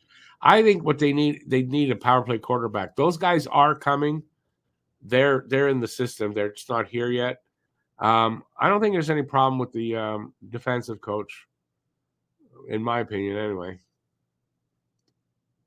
But I mean, the power play sucks because the players aren't all here yet that need to be here. Once Reinbacher and Hudson are here, that's going to really, and then Mayu, that's going to really change that power play.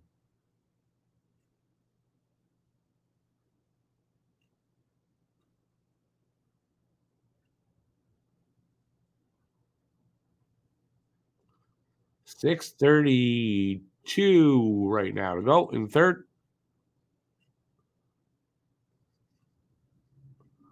Ullinen has some good tools. I don't know that he's got enough or he's fully ready, but Ullinen's got potential. There's no doubt. But it's his year to make it. He kind of needs to make it this year.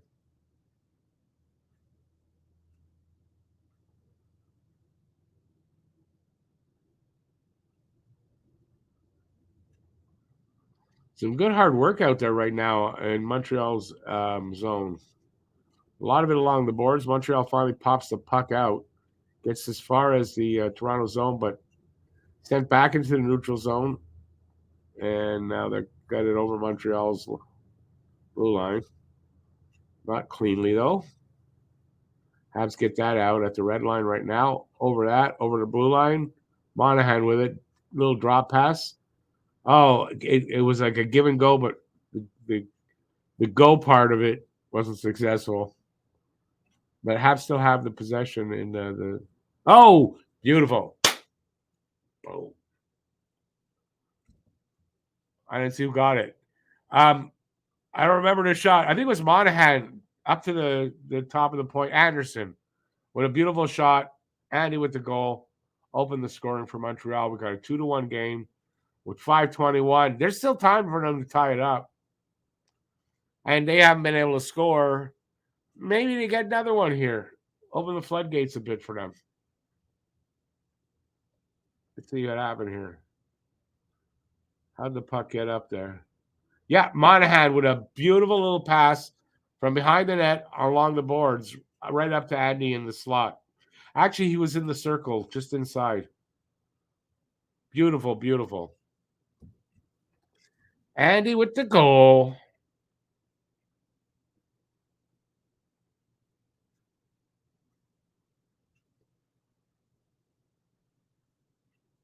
Wow, Toronto just hit the post. Evans, if he was faster, he would have had a breakaway there. Too bad. There's some good action there. As Montreal trying to tie this game up.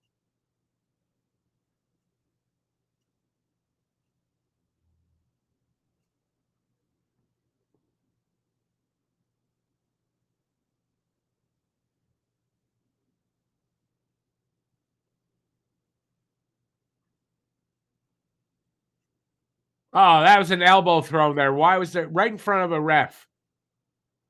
An elbow thrown on Harris. Icing against the Maple Leafs. That was an elbow thrown on Harris there along the boards. No call. Evans has got his face wiped into the boards. I mean, there's no calls here. They put their whistles away. It's a freaking exhibition game, guys.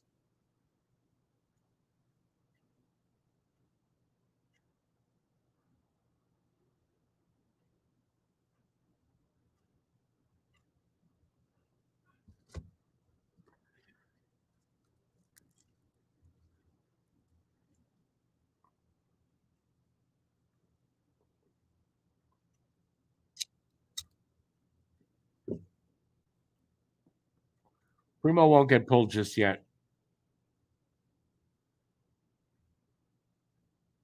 At 4 minutes, you got to be down by 2 to pull the goalie. I don't think when you're just down by 1, you got to wait a little bit longer.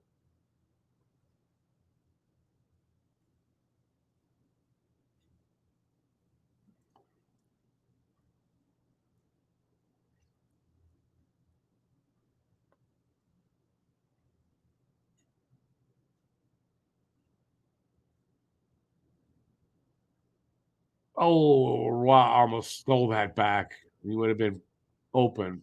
Too bad. Offside, Leafs.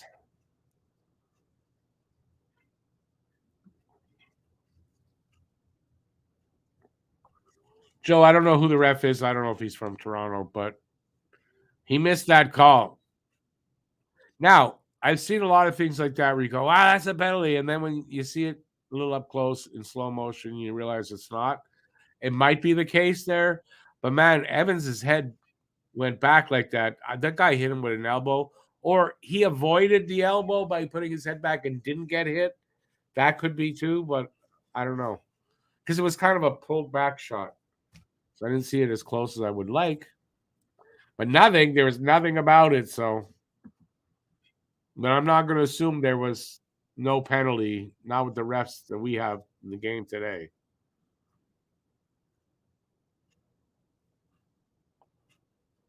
Man, they're showing a lot of golf stuff for October.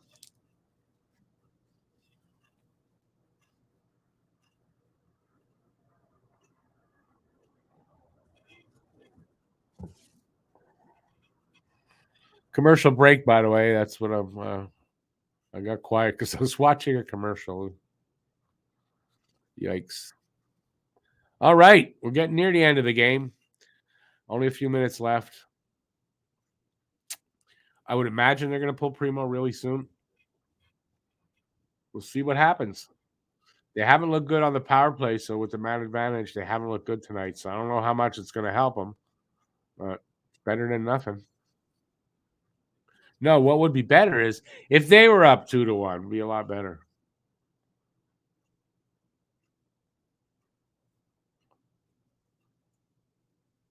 These are the moments when coaches like to coach.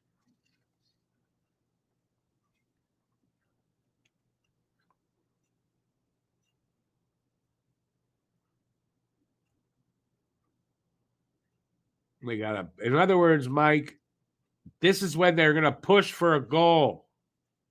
The same thing what you just said. I like Mike Johnson.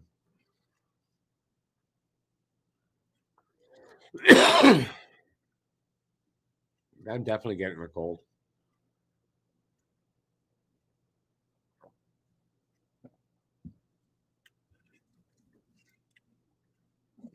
Come on, guys.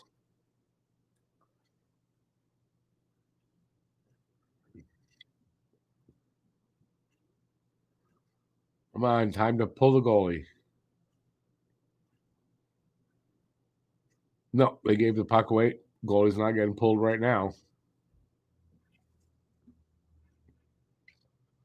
You got to win that puck back, boys. 2:42 left in the third. Toronto with possession. They come out of their end into Montreal's. It's in the corner. Now, Montreal can get possession here and then come up the ice. Primo will probably come out. Here comes Tanner. No, he couldn't do it cleanly.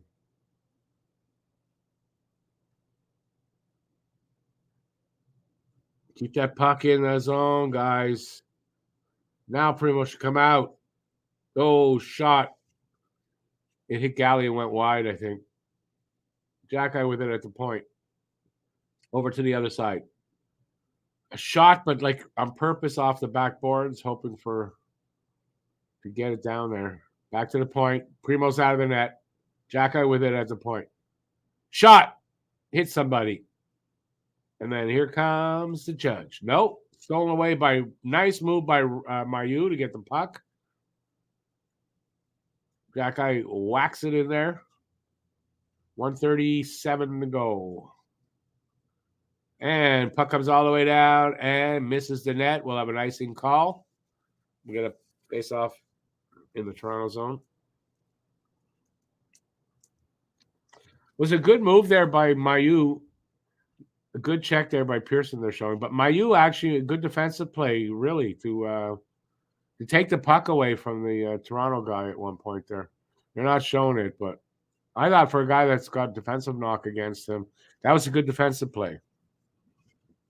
At a time when it was needed, too. So poise under pressure, that's what you want to see. Even if it's only in flashes right now, that's what you want to see from a guy like that. Monahan takes the draw, they win it. Barron sort of juggles it. Armia with it at the half wall. Aren't you filled with confidence now?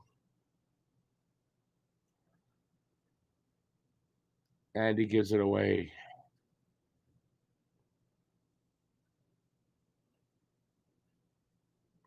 Puck goes out without touching anything.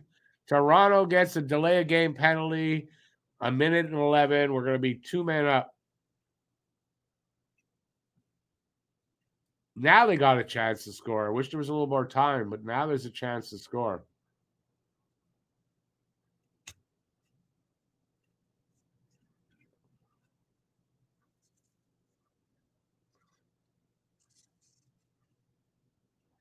Six on four.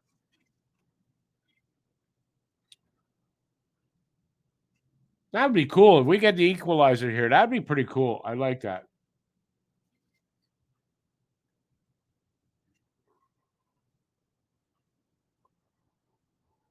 Monahan taking the draw. You got a good solid center in there that's good on the faceoffs.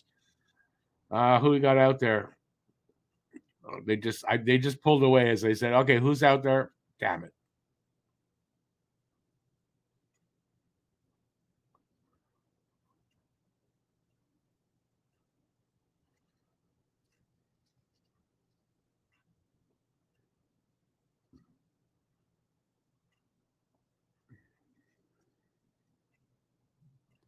Okay, Monahan, big moment for you, buddy. Face off on the left.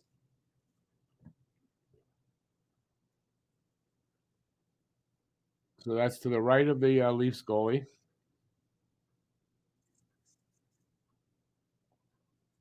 Possession is key here. Win the draw, keep possession. Put Primo as a forward. Come on. Put a forward as a forward.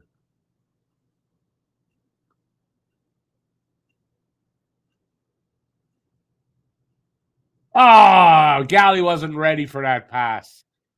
God damn it. Be aware, boys. One timer from Armia hits a leg. Cross ice. Over the glass. 42 seconds left. But over the glass after touching, guys, so we're good. I don't know what happened there. The puck was still in the offensive zone. Everybody was rushing down the ice. What the hell's going on? Be aware, boys. Don't see why they played Anderson tonight. What do you mean? By the way, speaking of what I just did, Shoresy starts tonight. Shoresy. The series starts tonight on Crave. And if you stream like I do, probably on your streaming site. And Evans with a shot hit somebody. Come on, boys. Bad pass to Evans. Barron, shoot. 12 seconds. Puck comes all the way down. It's over. So it's going to be it's an icing.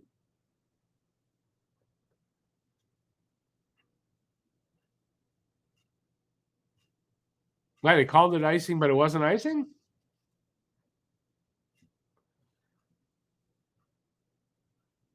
Joe, it's preseason. It's not a full lineup. That's, you got to, come on. You got to be better than that. Hey, Lucas, no worries. You didn't miss much of a game. And really, honestly, didn't get good till the last 5 minutes. 9.2 seconds on the clock. It's got to be a one-timer off the draw.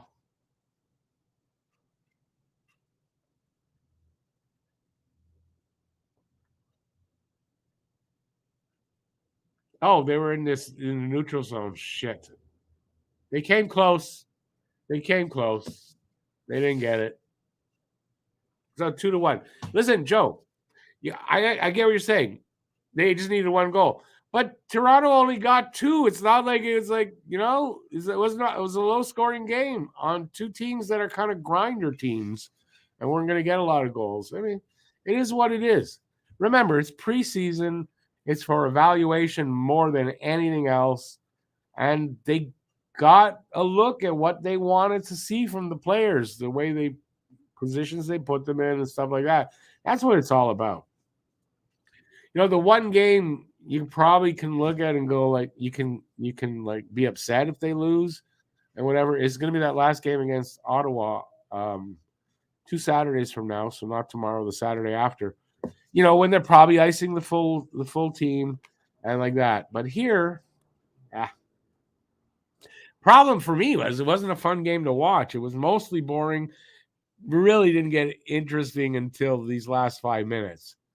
So, and I don't like, no matter if they just announced Shores here right on screen. I don't like any time Montreal loses to Toronto. So that's, I don't like it. But yeah, it was only 2-1. It was a real grinder of a team we put out there. So losing a 2-1 game, it's about par for the course. Audio Murphy, I'm in the East Coast, so I guess if you're in the West Coast, have a great evening, dude. Good to see you here. I don't know if I've seen you out here before, but if not, welcome to the channel. Welcome to the chat anyway. And yeah, go Habs, go. Hopefully we'll see you again tomorrow. I'll be back at this tomorrow. I'm not going to stick around long because we're almost at 3 hours already. And I don't know if you guys want to talk about anything, but I got a show at noon tomorrow to go over this game and stuff. So I'm really not going to stay long, maybe a minute or two. But doing now the words won't come out. Doing Saturday Hockey Talk at noon tomorrow. Then the game's at 7. And then the post-game show, I'm going to be doing a post-game show at 10. Big day tomorrow, so I'm not going to stick around. So, yeah, I think name the 3 stars, almost impossible in this game. They're all bad. 3 stars in this game. Who stood out for me in this game? You know what? I can't. Nobody really stood out like that. I might be able to come up with 1, but 3 for Habs, 3 for the whole game. I'm not going to do that. I didn't watch it close enough. Was that a good cop out? That was a good cop out on my part. Hey, blended family, good to see you here. Sorry it's so late. No, not Go Leafs Go, but yeah, you're a Leafs fan. It's okay. You're cool, so that's okay. Yeah, your team pulled out a real tight game with real depleted type of lineup. You going to the game tomorrow? Awesome. Well, that would be cool. I'll be honest with you. That would be cool. I'm not telling you to do that. But if you do that, that would be like awesome, cool. But enjoy the game, though, tomorrow. Like, that's the important part. Enjoy yourself down there. Hey, born to be a Hab. Who stood out for the Habs? No, nobody really. Like, honestly, nobody really. And I say Joshua Roy, and like barely did he stand out. Like, nobody really stood out. It was just a basic freaking grinder kind of game.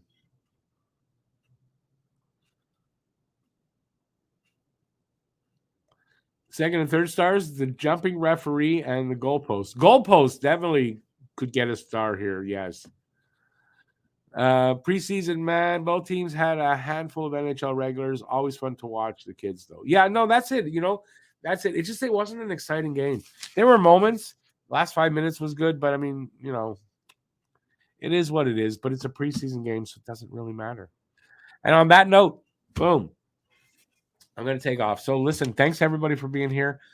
I had fun either way. Great game, could have been better, but still had fun doing this. I'll be here tomorrow 3 times. 3 times you get to see me. So hopefully you guys will join for some of that. And that's it. Till then, stay safe out there. Peace out, everybody. Have a good rest of the night. It's Friday night. Still pretty early. Lots of stuff to do. Enjoy. See you tomorrow. Ciao, everybody.